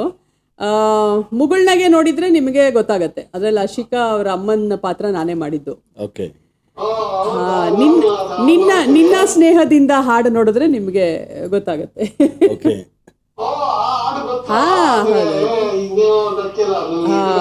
ಹೌದೌದು, ನೀವಾಗ ಇನ್ನೊಂದ್ಸಲಿ ನೋಡಿ, ಅವಾಗ ಕಾಣಿಸ್ತೀನಿ. ಥ್ಯಾಂಕ್ ಯು ವಿನೋದ್ ಅವರೇ, ಧನ್ಯವಾದ. ಎಸ್, ಖಂಡಿತ ಬರೋಣ. ಮತ್ತೊಂದು ಕರೆ ಬರ್ತಾ ಇದೆ. ಹಲೋ, ಸರ್ ಹೇಳಿ.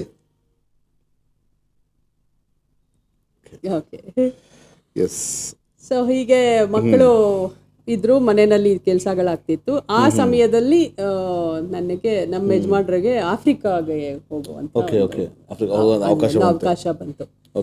ಸೊ ಹಾಗಾಗಿ ಇಡೀ ಇನ್ನೊಂದು ಕರೆ ಫ್ಯಾಮಿಲಿ ಮಾತಾಡೋಣ. ಖಂಡಿತವಾಗಿ. ಹಲೋ ಹಲೋ, ನಮಸ್ಕಾರ. ನಮಸ್ತೆ, ಯಾರು ಮಾತಾಡೋದು? ನಾನು ರಾಣಿಬೆನ್ನೂರಿಂದ ವನಿತಾ ಅಂತ. ವಾವ್, ನೋಡಿ ಅಭಿಮಾನಿ ಅಲ್ಲಿ ಎಲ್ಲೂ ಇದ್ದಾರೆ. ನೋಡಿ, ನನಗೆ ತುಂಬಾನೇ ಖುಷಿಯಾಗಿದೆ. ನಾನು ಏನ್ ಮಾತಾಡ್ಬೇಕಂತ ಗೊತ್ತಿಲ್ಲ. ಅಯ್ಯೋ ರಾಮ, ಹೇಳಿ ಅನಿತಾ. ಇವತ್ತು ನೋಡಿ ಸರ್, ಕದಂ ಸರ್, ನಿಮ್ಗೆ ತುಂಬಾ ಥ್ಯಾಂಕ್ಸ್ ಅಂತ ಹೇಳ್ಬೇಕು ನಾನು. Thank you. ಯಾಕಂದ್ರೆ ಇವತ್ತು ಅವರು ಕೂತಿರೋದು ಒಂದ್ ವ್ಯಕ್ತಿತ್ವ, ಅವ್ರದ್ದು ಮಾತು, ಗತ್ತು ಏನ್ರಿ, ಇಷ್ಟ ಆಗಿದೆ ನನಗೆ. ಇನ್ನು ಅವ್ರ ಅನ್ಕೊಂಡೆ ಇವತ್ತು ಮಾತಾಡ್ಲೇಬೇಕು ಮೇಡಮ್. ಇಲ್ಲ, ಇನ್ನೂ ಅವರ ಧ್ವನಿ ಕೇಳಿಲ್ಲ ನೀವು, ಅಂದ್ರೆ ನೀವು ಇನ್ನೂ ಹಾಡಿನ ಧ್ವನಿ ಕೇಳಿಲ್ಲ. ಇದು ಮುಂದಿನ ದಿನಗಳಲ್ಲಿ ಹಾಡಿನ ಧ್ವನಿ ಕೂಡ ಕೇಳ್ತೀರಾ. ಇಂಟರ್ವ್ಯೂ ಸರ್, ಹಾ, ತುಂಬಾ ಒಂದು ಇದು ಬಂದಿದೆ ನೋಡಿ, ಕರೆ ಬಂದಿದೆ.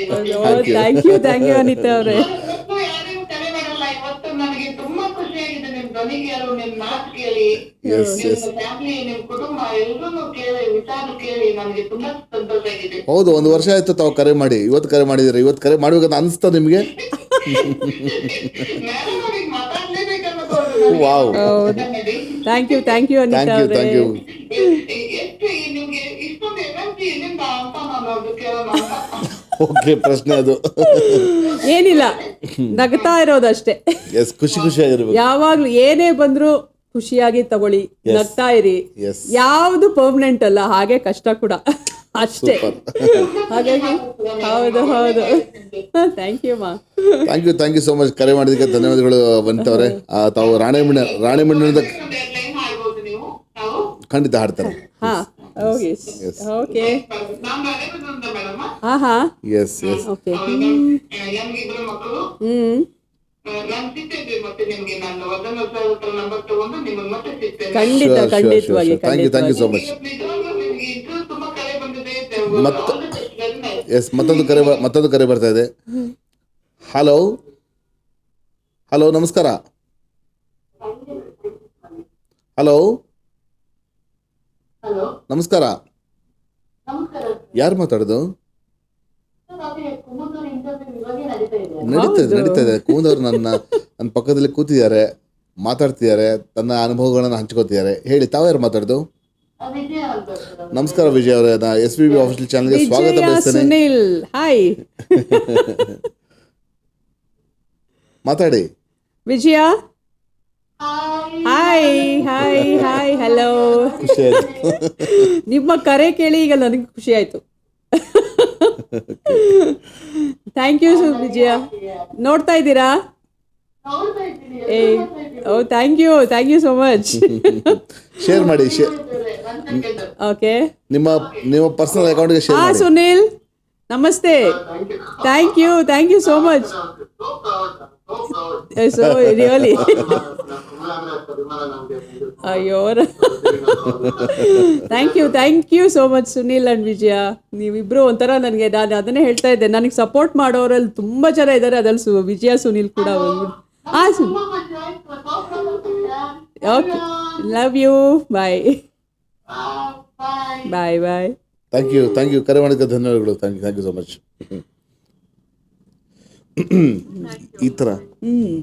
ಈ ತರ ಒಂದು ಅಭಿಮಾನಿ ಗಳಿಸ್ಬೇಕು. Super, very nice. ಅಂತೂ ಇಲ್ಲಿಂದ ನಾವು ಆಫ್ರಿಕಾಗೆ ಹೊಟ್ಟೋದ್ವಿ. ಓ, ಹೌದಾ? ಎಷ್ಟು ವರ್ಷ? ಅಲ್ಲಿ ಆಲ್ಮೋಸ್ಟ್ 2 ಇಯರ್ಸ್ ಕಂಪ್ಲೀಟ್ ಆಗ್ಲಿಲ್ಲ. 2 ಇಯರ್ಸ್ ತನಕ ಅಲ್ಲಿದ್ದು. ಮಕ್ಕಳು ಅಲ್ಲೇ ಓದಿದ್ರು. ಕಿಸ್ವಹಿಲಿ, ಅದು ಮೆರು ಅಂತ ಹೇಳಿ, ಈಸ್ಟ್ ಆಫ್ರಿಕಾ. ಸೊ ಅಲ್ಲಿ ಹೋದ್ವಿ ನಾವು. ಮೆರು ಅಂತ ಹೇಳಿ, it's a very nice place. African language ಕಲ್ತ್ರಾ? somewhat. ಹೌದಾ?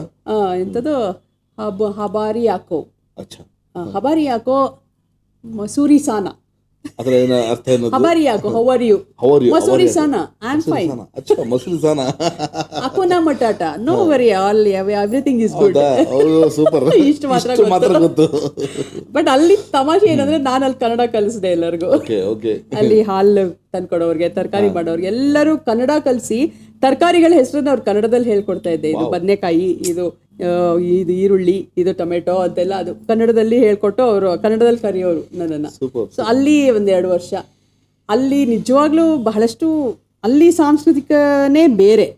ಬಟ್ ಅದೊಂಥರ ಇನ್ನು ಪುವರ್ ದೇಶ ಅದು. ಬಡತನದಲ್ಲಿದ್ದಂತಹ ದೇಶ. ಬಟ್ ನಮ್ಗೆ ಒಳ್ಳೆ ಸೆಕ್ಯೂರಿಟಿ ಕೊಟ್ಟು ಚೆನ್ನಾಗಿ ನೋಡ್ಕೊಂಡ್ರು, ಮಕ್ಕಳು ಅಲ್ಲಿ ಓದಿದ್ರು 2 ವರ್ಷ. ಬಟ್ ಎಲ್ಲಿ ಯಾಕೆ ಇಲ್ಲಿ ಇದ್ದೀವಿ ಅಂತ ನನಗೆ ಆ ಸಮಯದಲ್ಲಿ ಅಣ್ಣವ್ರು ಹೋಗ್ಬಿಟ್ರು. ಅಲ್ಲಿದ್ದೆ ನಾನು ಆ ಸಮಯದಲ್ಲಿ ಇದ್ದಾಗ ನಾನು ಎಲ್ಲೋ ಶಾಪಿಂಗ್ ಹೋಗಿದ್ದೆ. ಅವಾಗ ನನ್ನ ಗೆಳೆಯ ಫೋನ್ ಮಾಡ್ದ. ಅವ್ನು ಫಸ್ಟ್ ಹೋದ ತಕ್ಷಣ ನನಗೆ ಫೋನ್ ಮಾಡಿದ್ದಾನೆ ನೋಡಿ, ಅದೇ ನಾನು ಎಷ್ಟು ಅಭಿಮಾನಿ ಅಂತ ಅವನ್ಗೆ. ಮತ್ತೊಂದು ಕರೆ ಬರ್ತಾ ಇದೆ, ನಿಮ್ಮ ಅಭಿಮಾನಿ. ನಮಸ್ಕಾರ. ಹಲೋ, ನಮಸ್ಕಾರ. ನಮಸ್ಕಾರ. ಯಾರು ಮಾತಾಡೋದು? ನನ್ನ ಹೆಸರು ಅಶ್ವಿನಿ ಅಂತ. ನಮಸ್ಕಾರ ಅಶ್ವಿನಿ ಅವ್ರೆ, ಹೇಗಿದ್ದೀರಾ?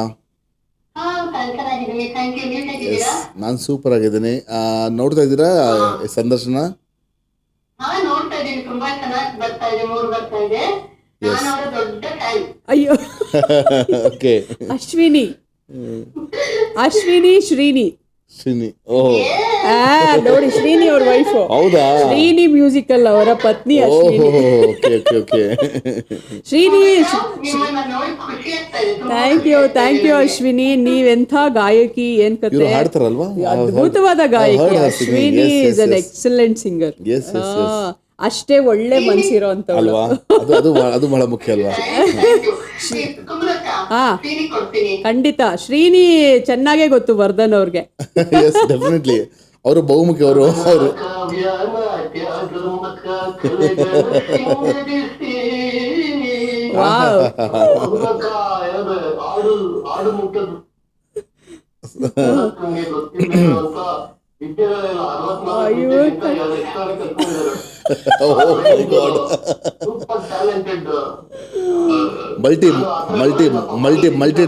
Multi talented. ಹೌದು, ಖಂಡಿತ. ಹೌದು.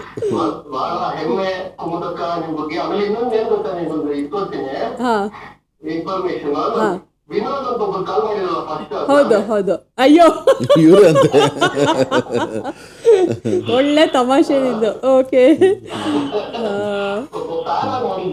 So nice. ಆಯ್ತು, thank you Srini. Thank you so much. ನಾನು ಅಷ್ಟೇ. Thank you so much Srini ಅವರೇ. ಹೇಗೆ ನಡೀತಾ ಇದೆ ನಿಮ್ಮ ಸಂಸ್ಥೆ, ನಿಮ್ಮ ಒಂದು ಕಾರ್ಯಕ್ರಮ? ನಮ್ಮ ಕಾರ್ಯಕ್ರಮ ನನ್ನ ಸೀರಿಯಸ್ ಮ್ಯೂಸಿಷಿಯನ್ ಸರ್. ಹೌದು. ಟೈಮ್ ಇದ್ದಾಗ ಏನೋ ಒಂದ್ಸಲ ಮಾಡ್ತಾ ಇರ್ತೀವಿ. ಈ ತರ ಕುಂಟಕ್ಕ ಬಂದು ಸಪೋರ್ಟ್ ಮಾಡ್ತಾರೆ. ಇಲ್ಲ, ಫಿಮೇಲ್ ವಾಯ್ಸ್ ಅಲ್ಲೂ ಬಹಳ ಚೆನ್ನಾಗಿ ಹಾಡ್ತೀರಾ ನೀವು. ಬಹಳ ಅದ್ಭುತ ಹಾಡ್ತಾರೆ. ಫಿಮೇಲ್ ಡ್ರೆಸ್ ಹಾಕೊಂಡು. ಹೌದು, ಅದು ಅಲ್ಲಿ ಬಹಳ ಚೆನ್ನಾಗಿ ಮಾಡ್ತೀರಾ. ಅದೇ ನಮ್ದು ಅವನು ಹಾಡಕ್ಕಿಂತ ತಂತ್ರಜ್ಞಾನಿ. Technically very much. Technically is an excellent. Yes. Fantastic one. ಸ್ವಲ್ಪ ನಮಗೂ ನಮ್ಮ ಸ್ಟುಡಿಯೋಗೆ ಬಂದು ಸ್ವಲ್ಪ ಆಶೀರ್ವಾದ ಮಾಡಿ sir, technically. Thank you so much Srini ಅವರೇ. Thank you. Yes. Thank you. ಅಲ್ಲ, ಸ್ಟುಡಿಯೋ ತುಂಬಾ ಚೆನ್ನಾಗಿದೆ ಶ್ರೀನಿ. ಬಹಳ ಖುಷಿ ಕೊಡುತ್ತೆ. ಇಲ್ಲೇ ಎಲ್ಲೋ SPB ಅವ್ರು ಕೂತು ನಮ್ಮನ್ನ ನೋಡ್ತಾ ಇದ್ದಾರೆ ಅನ್ನೋ ಫೀಲಿಂಗ್ ಕೊಡ್ತಾ ಇದೆ. ಶ್ರೀನಿ ಅವ್ರಿಗೆ ನಾನು ಸುಮಾರು ಸಲ ಕರೆದಿದ್ದೀನಿ, ಬಟ್ ಇನ್ನೂ ಬಂದಿಲ್ಲ ಅವರು. ಬರ್ತಾರೆ.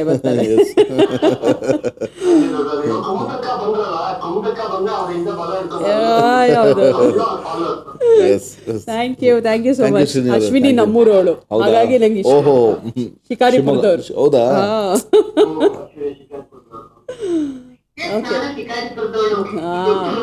Thank you Ashwini. Thank you Srini. Thank you so much. Thank you. ಅದು ಮುಖ್ಯ. TRP ಕೊಡೋರು ನೀವೇ ಅಲ್ವೇ? ನೀವೇ. ಥ್ಯಾಂಕ್ ಯು ಅಶ್ವಿನಿ ಅವರೇ. Thank you Ashwini. ಬಾಯ್.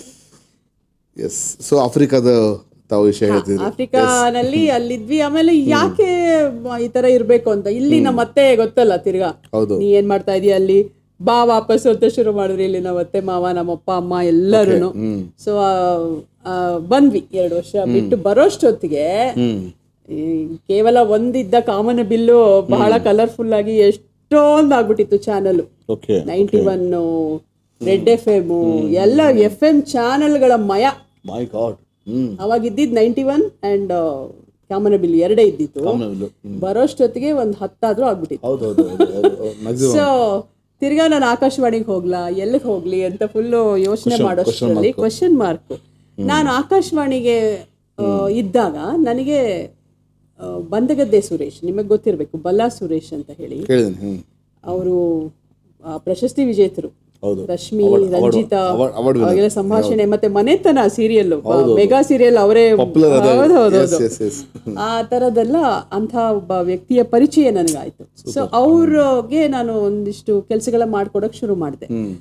ಅವರು ಜಿ ಕನ್ನಡದಲ್ಲಿ ಹೆಡ್ ಆಗಿ ಇದ್ರು. ಅದಕ್ಕೂ ಮುನ್ನ ನನಗೆ ಜಯಂತ್ ಕಾಯ್ಕಿಣಿ ಅವರ ಪರಿಚಯ ಆಗಿತ್ತು ಆಕಾಶವಾಣಿಯಲ್ಲಿ. ಜಯಂತ್ ಕಾಯ್ಕಿಣಿ ಅವರು ಬಹಳ ಸರಳ ಜೀವಿಗಿಂತ ಅವರು ಆಗ ಬರೀ ಸಾಹಿತಿಗಳಾಗಿದ್ರು, ಸಿನಿಮಾಗೆ ಬಂದಿರ್ಲಿಲ್ಲ ಆಕಾಶವಾಣಿಯಲ್ಲಿ ಇದ್ದಾಗ. ಸೊ ಅವರು ನಾನು ಒಂದು ಕಾರ್ಯಕ್ರಮ ಕೂಡ ಮಾಡಿದ್ವಿ, ಏನು ಪುರಾಣಿ ಯಾದೆ ಅಂತ ಹೇಳಿ, ಹಳೆ ಹಿಂದಿ ಹಾಡುಗಳನ್ನ ಅವರು ಅದ್ರ ಬಗ್ಗೆ ಬಹಳ ವಿಷಯಗಳು, ಅವ್ರಿಗೆ ಸಿನಿಮಾ ಹಾಡುಗಳ ಹಿನ್ನೆಲೆಗಳನ್ನ ಅವ್ರ ಬಾಯಲ್ಲಿ ಕೇಳಬೇಕು. ಜಯಂತ್ ಕಾಯ್ಕಿಣಿ ಅವರು ಎಷ್ಟು ಚೆನ್ನಾಗಿರುತ್ತೆ, ಬಹಳ ಚೆನ್ನಾಗಿರುತ್ತೆ. ಪ್ರತಿಯೊಂದು ಹಾಡಿನ ಬಹಳ ಅದ್ಭುತವಾದಂತಹ ತಿಳ್ಕೊಂಡಿದ್ದಾರೆ ವಿಷಯಗಳು. ಅವ್ರ ಪ್ರೋಗ್ರಾಮ್ ಮಾಡುವಾಗ ಅವ್ರ ಜೊತೆ ಕೆಲಸ ಮಾಡಿದಂತಹ ಅನುಭವ. ಸೊ ಹಾಗಾಗಿ ಅವರು ಜಿ ಕನ್ನಡ ಶುರು ಮಾಡಿದಾಗ ಅವರಿದ್ರು, ಒಬ್ಬ ಕನ್ನಡ ಚಾನೆಲ್ ನ ಹೆಡ್ ಆಗಿ ಜಯಂತ್ ಕಾಯ್ಕಿಣಿ ಅವರು ಅದಕ್ಕೆ ಜಿ ಕನ್ನಡದ ಕಣ್ಮಣಿ ಅಂತ ಅವರೇ ಹೆಸರು ಕೊಟ್ಟಿದ್ದ, ಕನ್ನಡಿಗರ ಕಣ್ಮಣಿ ಅಂತ. ಬಟ್ ಅವ್ರು ಅಲ್ಲಿ ಉಳ್ಕೊಳ್ಳಿಲ್ಲ, ಅವ್ರಿಗೆ ಅದೆಲ್ಲ ಸೆಟ್ ಆಗಲ್ಲ, ಹೊರಟು ಬಿಟ್ರು ಅವರು. ಆಮೇಲೆ ಹಲೋ, ನಮಸ್ಕಾರ. ಹೌದೌದು, ನಮ್ಮಲ್ಲಿ ಇವತ್ತು ಕುಮುದ್ ಅವರು ಇದ್ದಾರೆ, ಇಂಟರ್ವ್ಯೂ ನಡೀತಾ ಇದೆ. ಇಲ್ಲ, ಅವರು ಜಯಂತ್ ಕಾಯ್ಕಿಣಿ ಅವರಿದ್ರು. ಅವ್ರು ಹೇಳಿದ್ರು, ಈ ತರ ಕನ್ನಡ ಚಾನೆಲ್ ಶುರುವಾಗ್ತಾ ಇದೆ, ಸಾಧ್ಯ ಆದ್ರೆ ಬಂದು ಜಾಯಿನ್ ಆಗ್ಬೋದು. ಅದೇ ಸಮಯಕ್ಕೆ ಇವರು ನಮ್ಮ ಬಲ್ಲಾ ಸುರೇಶ್ ಅವರು ಕೂಡ ಅಲ್ಲಿ ಫಿಕ್ಷನ್ ಹೆಡ್ ಆಗಿ ಅವರಲ್ಲಿ ಸೇರ್ಪಡೆ ಆಗಿದ್ರು. ಅವ್ರಂದ್ರು, ನೀನು ಬಾಮ್ಮ, ನಿನ್ನಂತವ್ರಿಗೆ ಎಂತ ಜಾಗ ಇರೋದು ಅಂತ ಹೇಳಿ ಕರೆದ್ರು. ಸೊ ಅನೂಪ್ ಅಂತ ಹೇಳಿ ಅಲ್ಲಿ ಹೆಡ್ ಇದ್ರು ಜಿ ಕನ್ನಡಗೆ. ಅಲ್ಲಿ ಹೋದೆ, ಇಂಟರ್ವ್ಯೂ ಕೊಟ್ಟೆ. ಅವ್ರು ಒಂದು 2 ಪ್ರಶ್ನೆ ಕೇಳಿ, ಖಂಡಿತ ಬನ್ನಿ ನೀವು ಇಲ್ಲಿ ಅಂತ ಹೇಳಿ. ಅಲ್ಲಿಂದ ಜಿ ಕನ್ನಡಕ್ಕೆ ಒಂದು ವಿಜುವಲ್ ಮೀಡಿಯಾಗೆ ಬಂದೆ. ಬಟ್ ಆಕಾಶವಾಣಿ ನಾನು ಬಿಟ್ಟಿರ್ಲಿಲ್ಲ, ಅಲ್ಲಿ ರೆಗ್ಯುಲರ್ ಆಗಿ ಹೋಗ್ತಾನೆ ಇದ್ದೇನೆ. ಹೌದು, ಅಲ್ಲಿ ಪ್ರೊಡಕ್ಷನ್ ವರ್ಕ್ಗಳು ಯಾವುದೇ ನಡೀತಾ ಇದ್ರು, ಅಮೃತವರ್ಷಿಣಿ ಆಗ್ಲಿ ಅಥವಾ ಬೆಂಗಳೂರು ಆಕಾಶವಾಣಿ ಇದೆ, ಯಾವುದೇ ಪ್ರೊಡಕ್ಷನ್ ಆದ್ರೂ ಅಲ್ಲಿ ಹೋಗಿ ಬರ್ತಾ ಇದ್ದೆ. ಜಿ ಕನ್ನಡ ಕೆಲಸನೂ ಮಾಡ್ತಾ ಇದ್ದೆ.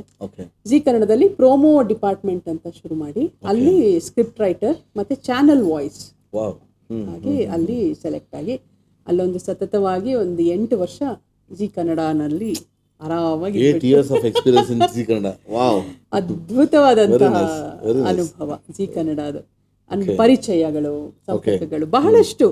ಆಗಾನೇ ಅವಾಗ ಸರಿಗಮ ಲಿಟಲ್ ಚಾಂಪ್ಸ್ ಗಳಂತೆ, ಗೃಹಿಣಿಯರಿಗಾಗಿ ಕಾರ್ಯಕ್ರಮ ಅಂತೆ ಸುಮಾರು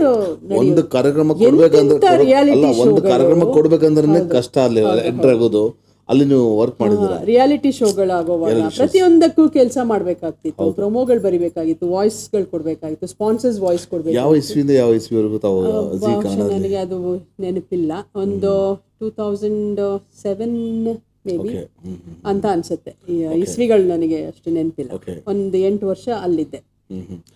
2010 ಅಲ್ಲಿ ನಮ್ಮ ಶಿಷ್ಯರು ಅಲ್ಲಿ ಜಿ ಕನ್ನಡ ಸರಿಗಮಪದಲ್ಲಿ ಓಕೆ ಓಕೆ, ಯಾರು ಹೇಳಿ? ನಿಹಾರಿಕಾ ಕೇಳಿದ್ದೀನಿ. ಸೊ ಹಂಗಾಗಿ ಅಲ್ಲಿ ಸುಮಾರಷ್ಟು ಆಯ್ತು. ಅವಾಗ ಶಿವರಾಜ್ ಕುಮಾರ್ ಅವ್ರದ್ದು ಒಂದು ಪ್ರೋಗ್ರಾಮ್ ಕೂಡ ಆಯ್ತು, ಅವರೊಂದು ರಿಯಾಲಿಟಿ ಶೋ ನಡೆಸ್ಕೊಟ್ರು, ನಾನಿರೋದೇ ನಿಮಗಾಗಿ ಅಂತ ಹೇಳಿ. ಆತರ ಎಲ್ಲ ಗುಣಗಾನ ಅಂತ ಒಂದು ಕಾರ್ಯಕ್ರಮ ಮಾಡಿದ್ರು. ಅದು ಹೇಗೆ ಅಂತಂದ್ರೆ ಸೆಲೆಬ್ರಿಟಿನ ಕರೆಯೋದು, ಲೈಕ್ SPB ಅವರು, ಜಾನಕಮ್ಮನವರು, ವಾಣಿ ಜಯರಾಮ್, ಎಂತೆಂತವ್ರು, PBS ಅವರು ಎಲ್ಲರೂ ಬಂದಿದ್ದಾರೆ. ಅವರನ್ನ ಕರೆದು ಕೂರಿಸಿ ಅವ್ರ ಬಗ್ಗೆ ಮಾತಾಡ್ತಾ ಅವರ ಹಾಡುಗಳನ್ನ ಪ್ರೊಫೆಷನಲ್ ಸಿಂಗರ್ಸ್ ಹಾಡೋದು, ಅವ್ರಿಗೆ ಇಷ್ಟವಾದಂತ ಹಾಡುಗಳು, ಈ ರೀತಿಯ ಹಾಡುಗಳು ಎಲ್ಲ ಸುಮಾರು ಅದ್ಭುತವಾದಂತ ಕಾರ್ಯಕ್ರಮ ಆಯ್ತು. ವರ್ಷ ಅಂತ ಹೇಳಿ, ವರ್ಷ ಅಂತ ಹೇಳಿ ಅವಳು ಆಂಕರ್ಗೆ ಅದಕ್ಕೆ ಅವಾರ್ಡ್ ಕೂಡ ಬಂತು ಅವಳಿಗೆ. ಸೊ ಆ ರೀತಿ ಪ್ರೋಗ್ರಾಮ್ ಸುಮಾರು ಉದಯ ಟಿವಿಯಲ್ಲಿ ಪ್ರೋಗ್ರಾಮ್ಸ್ ನಡೀತಿದೆ. ಸುಮಾರು ಆ ಥರ ಎಲ್ಲ ಪ್ರೋಗ್ರಾಮ್ಗಳು ನನಗೆ ಈ ಥರ ಜನಗಳ ಸಂಪರ್ಕ ಅಲ್ಲಿ ಸಿಕ್ತು. ಸೊ ಹಾಗಾಗಿ ಅದೊಂದು ಅದ್ಭುತವಾದಂಥ ಅನುಭವ. ಜಿ ಕನ್ನಡದಲ್ಲಿ ಇದ್ದಾಗಲೇ ನಾನು ಸುಮಾರು ಬೇರೆ ಕಡೆ ಕೆಲಸಗಳು ಮಾಡ್ತಿದ್ದೆ, ವಾಯ್ಸ್ ಓವರ್ ಕೆಲಸಗಳು. ನನಗೆ ಆಕಾಶವಾಣಿಯಲ್ಲಿ ಇದ್ದಾಗ ಒಂದು ವಾಣಿ ಅಲ್ಲಿ ಬೇಸಿಕ್ ಕೆಲಸನೇ ನಮಗೆ ವಾಯ್ಸ್, ಅಲ್ಲಿ ನಮಗೆ ಟೆಕ್ಸ್ಚರ್ ಯಾವ ರೀತಿ ಅಂತೆಲ್ಲ ಟ್ರೈನಿಂಗ್ ಆಗೇ ಇರುತ್ತೆ. ವಿಜುವಲ್ ನಡೆಯಲ್ಲ ಅಲ್ಲಿ, ಅಲ್ಲಿ ಬರೀ ಏನಿದ್ರು ಧ್ವನಿಯಲ್ಲೇ ಆಟ ಆಡಬೇಕು. ಸೊ ಹಾಗಾಗಿ ಧ್ವನಿ ಅನ್ನೋದು ನನಗೆ ಅದೊಂದು ವರದಾನ. ಅಲ್ಲಿಂದ ಕಲ್ತಿರೋದು, ಅದನ್ನು ನಾನು ಕೆಲಸ ಮಾಡ್ತೀನಿ. ಬಹಳ ಆಸೆ ಇತ್ತು. ಸೊ ಅದು ನನಗೆ ಬಹಳಷ್ಟು ಅನುಭವಗಳನ್ನ ಕೊಟ್ಟು, ಅಲ್ಲಿ ನಾನು ಲರ್ನಿಂಗ್ ಅಂತ ಹೇಳಿ ಒಂದು ವ್ಯಾಲ್ಯೂ ಪಾಯಿಂಟ್ ಅಂತ ಅವ್ರಿಗೆ ಲರ್ನಿಂಗ್ ಪ್ರೋಗ್ರಾಮ್ ಮಾಡ್ತಿದ್ದೆ. ಅಂದ್ರೆ ಟೀಚರ್ ಆಗಿ, ಆಡಿಯೋ ಟೀಚರ್. ಅದು ಅಲ್ಲಿ ಪಾಠ ಹೇಳೋದು, ಅದು ರೆಕಾರ್ಡೆಡ್ ಆಗಿ ಬೇರೆ ಬೇರೆ ಕಡೆ ಹೋಗುತ್ತೆ. ಸೊ ಅದೊಂದು ರೀತಿ. ಅದೇ ಸಮಯಕ್ಕೆ ಆನ್ ಮೊಬೈಲ್ ಅಂತ ಹೇಳಿ ಒಂದು ಕಂಪನಿ ಶುರುವಾಯಿತು. ಅಲ್ಲಿ ಈ ಮೊಬೈಲ್ಗಳಿಗೆ ಬರುವಂತಹ ಧ್ವನಿಗಳನ್ನ ಆಯ್ಕೆ ಮಾಡಿ ಅಲ್ಲಿ ಮಾತಾಡೋದು.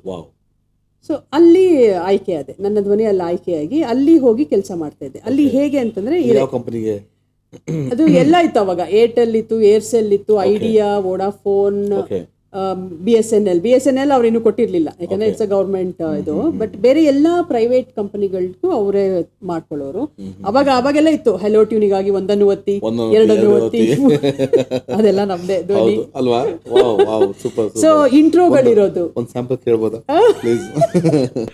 ಸೊ ಈ ಬೈಕೋತಾರೆ ಬಹಳಷ್ಟು ಜನ, ಈ ಫೋನ್ ತೆಗೆದ ತಕ್ಷಣ ಯಾವಳ ಹೇಳೋ ಮಾತಾಡ್ತಾಳೆ ಅಂತ. ಆ ರೀತಿ ಒಂದು ಅದು ಇವತ್ತಿಗೂ ಇದೆ ವೊಡಾಫೋನಲ್ಲಿ. ನೀವು ಕರೆ ಮಾಡಿರುವ ಸಾರಿ ಬರ್ತಾ ಇಲ್ಲ, ಇದೇ ಧ್ವನಿ ನಮಗೆ ಕರೆಂಟ್ ಆಯ್ತು ಈಗ. ನೀವು ಕರೆ ಮಾಡಿರುವ ವ್ಯಕ್ತಿ ಸದ್ಯಕ್ಕೆ ಬಿಸಿಯಾಗಿದ್ದಾರೆ, ದಯವಿಟ್ಟು ಕೆಲ ಸಮಯದ ನಂತರ ಮತ್ತೆ ಕರೆ ಮಾಡಿ ಅಥವಾ ಕಾಲನ್ನು ಕಟ್ ಮಾಡಿ, ಧನ್ಯವಾದಗಳು. ಇದು ಈ ರೀತಿ ಒಂದಿರುತ್ತೆ. ಇಂಗ್ಲಿಷ್ ಇರುತ್ತೆ, ಹಿಂದಿ ಇರುತ್ತೆ. ಈ ರೀತಿ ವೊಡಾಫೋನ್ ಅಲ್ಲಿ ಏನ್ ಬರುತ್ತೆ ಇವತ್ತಿಗೆ ಇದೆ, ಇವತ್ತಿಗೂ ಅವ್ರು ಇಟ್ಕೊಂಡಿದ್ದಾರೆ ಧ್ವನಿ. ಏರ್ಟೆಲ್, ಏರ್ಸೆಲ್ ಅವರು ತೆಗ್ದಿದ್ದಾರೆ, ಅದಿಲ್ಲ. ಏರ್ಟೆಲ್ ಒಳಗಡೆ ಹೋದ್ರೆ ನಿಮ್ಗೆ ಹಲೋ ಟ್ಯೂನೋ ಅದು ಇದು ಕಾಲ್ ಮಾಡಿದ ತಕ್ಷಣ ನಮ್ಮ ಬೇಜಾರಾಗೋದು ಯಾವಾಗ ಅಂದ್ರೆ the person you are calling has put you on hold. ನೀವು ಕರೆ ಮಾಡೋ ವ್ಯಕ್ತಿ ನಿಮ್ಮನ್ನು ಹೋಲ್ಡ್ ನಲ್ಲಿ ಇರಿಸಿದ್ದಾರೆ, ದಯವಿಟ್ಟು ಕಾದ್ರಿ. ಈ ರೀತಿ ಅದನ್ನ ಅದು ಬೇಸಿಕ್ ಅದು. ಬಟ್ ತುಂಬಾ ಇಂಟ್ರೋಗಳು ಮಾಡ್ತಾ ಇದ್ವಿ ನಾವು. ಅದೇ ಮೊಬೈಲ್ಗಳಲ್ಲೇ ಮುಳುಗೋಗಿದ್ರು ಜನ ಅವಾಗ. ಎಷ್ಟು ಕ್ವಿಜ್ಗಳು ನಡೀತಾ ಇತ್ತು. ಈಗಲೂ ಬೇರೆ ತರ, ಈಗೆಲ್ಲ ಬೇರೆ ಇನ್ಬಿಲ್ಟ್ ಸಿಗತ್ತೆ, ಆಗ ಅವ್ರು ಇನ್ಸರ್ಟ್ ಮಾಡೋರು. ಬಟ್ ನನ್ನ ಹೆಂಡತಿ ಫೋನ್ ಮಾಡಿ ಮಾತಾಡಿದಾಗ ನಾನು ಯಾವ್ದು ಮಾತು ಬೇಡವೋ ಅವಾಗ ನಾನು ಹೇಳೋದು ಚಂದಾದಾರರು ಕಾರ್ಯನಿರತವಾಗಿದ್ದಾರೆ. ಸೊ ಈ ರೀತಿ ಗೊತ್ತಾಗ್ಬಿಡುದು ಅವ್ರಿಗೆ. ಆ ಒಂದು ಕೆಲಸ ಬಹಳ ಚೆನ್ನಾಗಿತ್ತು. ಒಂದು ಹಬ್ಬ ಆಯ್ತು ಅಂತಂದ್ರೆ ಹಬ್ಬ ಪೂಜೆ ಮಾಡೋ ಇಂಟ್ರೋಗಳು ಕೂಡ ಕೊಟ್ಟಿದೀವಿ ನಾವು. ಆ ತರ ಆ ಒಂದು ಎಲ್ಲ ಇವಾಗೆಲ್ಲ ಇನ್ಬಿಲ್ಟ್ಗಳು, ಇವಾಗ ಯೂಟ್ಯೂಬ್ಗಳು ಬೇಕಾದಂಗೆ ಬೇರೆ ಬೇರೆ ಕಡೆ ಸಿಗುತ್ತೆ. ಆಗ ಮೊಬೈಲ್ ಯೂಸ್ ಮಾಡಿ ಮಾಡೋವಂಥದ್ದು ಇರ್ತಿತ್ತು. ಸೊ ಈಗ ಆ ಕಂಪನಿ ಕೂಡ ಟೆಕ್ನಾಲಜಿ ಕೂಡ ಅವಾಗ ಅಷ್ಟು ಬೆಳೆದಿರಲಿಲ್ಲ. ಹೌದು. ಬಟ್ ಖುಷಿ ಏನಪ್ಪಾ ಅಂತಂದ್ರೆ ಇವತ್ತಿಗೂ ವೊಡಾಫೋನ್ ಅವ್ರು ನನ್ನ ಧ್ವನಿ ಇಟ್ಕೊಂಡಿದ್ದಾರೆ. ಧ್ವನಿ ಇನ್ನೂ ಇದೆ. ಸೊ ಅದೊಂದಾಯ್ತು. ಹೀಗಿರುವಾಗ ಜಿ ಕನ್ನಡದಲ್ಲಿ ಒಂದು ರಿಯಾಲಿಟಿ ಶೋ ಶುರುವಾಯಿತು. ಒಂದು ವಧು ಬೇಕಾಗಿದೆ, ನನಗೆ ಇನ್ನೂ ನೆನಪೇ ಬರಲ್ಲ, ಒಂದು ಬ್ರೈಡ್ ಸಂಬಂಧಪಟ್ಟ ಹಾಗೆ ಒಂದು ರಿಯಾಲಿಟಿ ಶೋ. ಎಲ್ಲ ಹೆಣ್ಮಕ್ಳು ಬ್ರೈಡ್ ಡ್ರೆಸ್ ಅಲ್ಲಿ ಬರೋದು, ಅವ್ರನ್ನ ಬೆಸ್ಟ್ ಬ್ರೈಡ್ ಯಾರು ಅಂತ ಸೆಲೆಕ್ಟ್ ಮಾಡೋದು, ಆ ತರ ಒಂದು ರಿಯಾಲಿಟಿ ಶೋ. ತುಂಬಾ ಚೆನ್ನಾಗಿ ಆಯ್ತು. ಅದಕ್ಕೆ ಮೇನ್ ಜಡ್ಜ್ ಆಗಿ ಪ್ರಿಯಾಂಕಾ ಉಪೇಂದ್ರ ಅವರು ಬಂದ್ರು. ಅವ್ರದ್ದು ಇನ್ನು ಕನ್ನಡ ಸ್ವಲ್ಪ ಮಿಕ್ಸಿಂಗ್ ಆಗಿತ್ತು, ಅಷ್ಟು ಕ್ಲಾರಿಟಿ ಇರ್ಲಿಲ್ಲ. ಸೊ ಅವ್ರದ್ದು ಸುಮಾರು ಪ್ರೋಮೋಗಳು ಮಾಡ್ಬೇಕಾಯ್ತು. ಅವ್ರದ್ದು ಈ ತರ ಪ್ರೋಗ್ರಾಮ್ ಬರ್ತಾ ಇದೆ. ಆವಾಗ ಅವ್ರದ್ದು ಅಷ್ಟು ಕನ್ನಡ ಕ್ಲಾರಿಟಿ ಇರ್ತಿರ್ಲಿಲ್ಲ. ಸೊ ಆವಾಗ ಯಾರ್ದು ಮ್ಯಾಚ್ ಆಗತ್ತೆ, ಡಬ್ ಮಾಡ್ಸೋಣ ಅಂತ ಹೇಳಿ ನಾವು ಪ್ರೋಮೋ ಮಾಡ್ಬೇಕಲ್ಲ, ಪ್ರೋಮೋ ಅವ್ರು ನಾವು. ಸೊ ನಾನೇ ಟ್ರೈ ಮಾಡ್ತೀನಿ ಅಂದೆ, ನಾನು ಯಾವತ್ತೂ ಡಬ್ ಮಾಡಿದ್ದಿಲ್ಲ. ಸೊ ಆವಾಗ ಅವರಿಗೆ ಮೊದಲ ಬಾರಿಗೆ ಪ್ರಿಯಾಂಕಾ ಉಪೇಂದ್ರ ಅವ್ರಿಗೆ ಡಬ್ ಮಾಡಿದೆ, ಅದು ಪ್ರೋಮೋಗೆ. ಅದು ಎಷ್ಟು ಹಿಟ್ ಆಗೋಯ್ತು ಅಂದ್ರೆ ಪ್ರಿಯಾಂಕಾ ಅವ್ರು ಖುದ್ದಾಗಿ ಬಹಳ ಚೆನ್ನಾಗಿದೆ, ರಿಯಾಲಿಟಿ ಶೋಗೆ ಅವ್ರು ಏನ್ ಹೇಳ್ತಾರೆ ಒಂದು ಅದು ತುಂಬಾ ಎಲ್ಲೋ ಹಳೇದಿದೆ, ನನ್ನ ಫೈಲಲ್ಲಿ ಎಲ್ಲೋ ಇದೆ ಅದು. ಸೊ ಹಾಗಾಗಿ ಆ ಥರ ನೀವು ಅದೇನೋ ಒಂದು ಇದೆ ಅಪ್ಪ, ತುಂಬಾ ಚೆನ್ನಾಗಿತ್ತು ಅದು. ಹೆಣ್ಮಕ್ಳು ಹೇಗಿರ್ಬೇಕು, ಯಾವ ರೀತಿ ಒಂದು ಇದ್ ಮಾಡ್ಬೇಕು ಅಂತ ಹೇಳಿ ಅದೊಂದು ಪ್ರೋಮೋ ಅದು. ಸೊ ನನ್ನ ಪ್ರೋಮೋ ಹೆಡ್ ಗೋಪಿನಾಥ್ ಅಂತ ಇದ್ರು, ಅವರು ನೀವೇ ಮಾಡಿ ಎಲ್ಲ ನಾನು ಡಬ್ ಮಾಡಿಲ್ಲ ಕಣ ಅಂದೆ. ಇಲ್ಲ ನೀವು ಮಾಡಿ ಬರುತ್ತೆ ಅಂತ ಹೇಳಿ ಅವ್ನ್ ಪಟ್ಟು ಹಿಡಿದು ಮಾಡಿಸ್ದ. ನನಗೆ ಐ ಹ್ಯಾವ್ ಟು ಅವನ್ನ ಸ್ಮರಣೆ ಮಾಡ್ಕೋಬೇಕು ನಾನು ಇವತ್ತು. ಯಾಕೆ ಅಂತಂದ್ರೆ ಇವತ್ತು ಡಬ್ಬಿಂಗ್ ಕ್ಷೇತ್ರದಲ್ಲಿ ನಾನು ಇದ್ದೀನಿ ಅನ್ನೋಕೆ ಬಹುಶಃ ಅವನು ಕಾರಣ. ಯಾರೋ ಒಬ್ರು ಕಾರಣಕರ್ತರು ಇರ್ತಾರೆ. ಸೊ ಗೋಪಿನಾಥ್ ಅವತ್ತು ನನಗೆ ಡಬ್ ಮಾಡ್ಸಿಲ್ಲ ಅಂದ್ರೆ ನಾನು ಬಹುಶಃ ಡಬ್ಬಿಂಗ್ ಬರ್ತಿದ್ನೋ ಇಲ್ವೋ ಗೊತ್ತಿಲ್ಲ, ನಾನು ಇದು ಮಾಡ್ಬೋದು ಈ ಕೆಲಸ ಅಂತ ನಂಗೆ ಅವಾಗ ಅನ್ಸಿದ್ದು. ಸೂಪರ್. ಮತ್ತೆ ಎಲ್ಲಕ್ಕಿಂತ ಮುಖ್ಯ ವಿಷಯ ಅಂದ್ರೆ ನೀವು ಬಂದ ದಾರಿನ ಮರಿಲ್ಲ, ಯು ರಿಮೆಂಬರ್ ಆಲ್ವೇಸ್. ಅದು ನಿಮ್ಮನ್ನು ಬೆಳೆಸುತ್ತೆ. ಅದೇ ಕರೆಕ್ಟ್.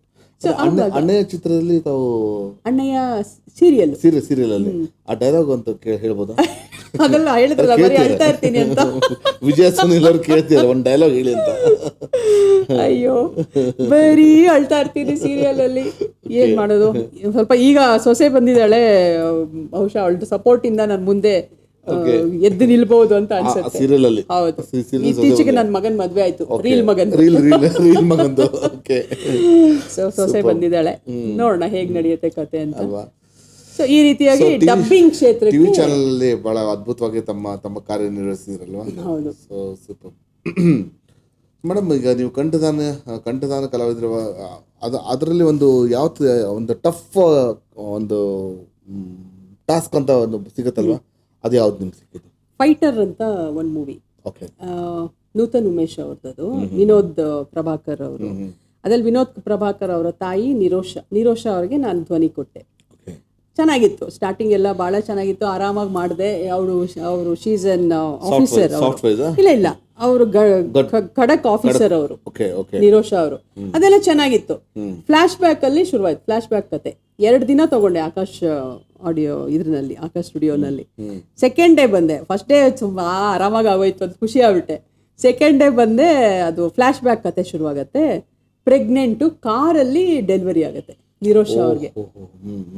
ನಿರೋಷ ಅವ್ರು ಆಕ್ಚುಲಿ ಅವರು ಕಷ್ಟಪಟ್ಟಿದ್ದಾರೆ, ಕಿರ್ಚಿ ಅವ್ರೇನ್ ಅಷ್ಟು ಕಷ್ಟಪಟ್ಟಿಲ್ಲ. ಬಟ್ ನಾನ್ ಹಂಗ್ ಮಾಡಕ್ಕಾಗಲ್ಲ, ಡಬ್ಬಿಂಗ್ ಪೇನ್ ಕೊಡ್ಬೇಕು. ನನ್ ನಿಜವಾಗ್ಲೂ ಅವತ್ತು ಡಬ್ಬಿಂಗ್ ಕಲಾವಿದ್ರ ಕಷ್ಟ ಏನು ಬೆವ್ರು ಕಿತ್ತೋಯ್ತು ನನ್ಗೆ. ಅದು ಮಾಡೋಷ್ಟೊತ್ತಿಗೆ ಅವ್ರಿಗೆ ಸ್ಯಾಟಿಸ್ಫೈ ಆಗ್ತಾ ಇಲ್ಲ. ಇಲ್ಲ ಮೇಡಮ್, ಇಲ್ಲ ಪೇನ್ ಬೇಕು ನಮ್ಗೆ. ಅದು ಆಸ್ಪತ್ರೆ ಅಲ್ಲ, ಅದು ಕಾರಲ್ಲಿ ಇದಾರೆ ಅವರು. ನೀವು ಮಧ್ಯ ದಾರಿ ಮಳೆ ಬರ್ತಾ ಇದೆ, ಅಲ್ಲಿ ಗಂಡಂಗೆ ಯಾರೋ ಹೊಡಿತಾ ಇದಾರೆ, ನೀವು ಅಲ್ಲಿ ಹೋಗ್ಬೇಕು, ನೀವು ಮಾಡಿ ಅಂತ ಇದಾರೆ. ಕಿರ್ಚಿದೀನಿ ನನಗೆ ಅವತ್ತು ಅದು ಏನು challenging and I loved it. ಆಮೇಲೆ ಅದು ಆ ಸೀನ್ ನೋಡುವಾಗ ನನ್ಗೆ ಇವತ್ತು ಖುಷಿ ಆಗುತ್ತೆ. ಸಿಕ್ಕರೆ ನೋಡಿ ನೀವು ಫೈಟರ್ ಅಲ್ಲಿ, ಎಂಥ ಅದ್ಭುತವಾದಂತಹ ಒಂದು ಅನುಭವ. ಆಮೇಲೆ ಇತ್ತೀಚೆಗೆ ನಮ್ಮ ಮೋಹನ್ ಲಾಲ್ ಮತ್ತೆ ಶೋಭನಾ ಅವ್ರದ್ದು ಮಲಯಾಳಿ ಮೂವಿ ಬಂತು ನೋಡಿ, ತುಡರಂ ಅಲ್ಲಿ ಶೋಭನಾ ಅವರಿಗೆ ಧ್ವನಿ ಕೊಟ್ಟಿದ್ದೀನಿ. ಅದ್ರಲ್ಲಿ ಕೂಡ ಏನಾಗಲ್ಲ, ನಮ್ಗೆ ಹೆಂಗಿರೋ ಸ್ಕ್ರಿಪ್ಟ್ ಟ್ರಾನ್ಸ್ಲೇಟೆಡ್ ಕೊಟ್ಟಿರ್ತಾರೆ, ಅದ್ ನೀಟಾಗಿ ಕರೆಕ್ಟ್ ಆಗಿ ಮಾಡಿರ್ತಾರೆ. ಕರೆಕ್ಟ್ ಆಗಿ ಹೌದು ಅದು ಮಾಡುವಾಗ ಅಲ್ಲಿ ಕೂಡ ಬಹಳ ವೆರಿ ಕ್ಯಾಶುಯಲ್ ಟಾಕ್ ಅವ್ರದ್ದು, ತುಂಬಾ ಚೆನ್ನಾಗಿತ್ತು.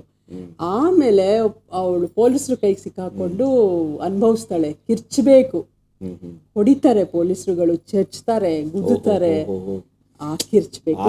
ಕಿರ್ಚಬೇಕು ಅಲ್ವಾ, ಅದು ಶೌಟ್ ಬೇಕು. ಅದು ಡಬ್ಬಿಂಗ್ ಕಲಾವಿದರ ಕಷ್ಟಗಳು ಅಲ್ಲಿರುತ್ತೆ. ಸುಮ್ನೆ ಮಾಡಕ್ಕೂನು ಒಂದು ಎಮೋಷನ್.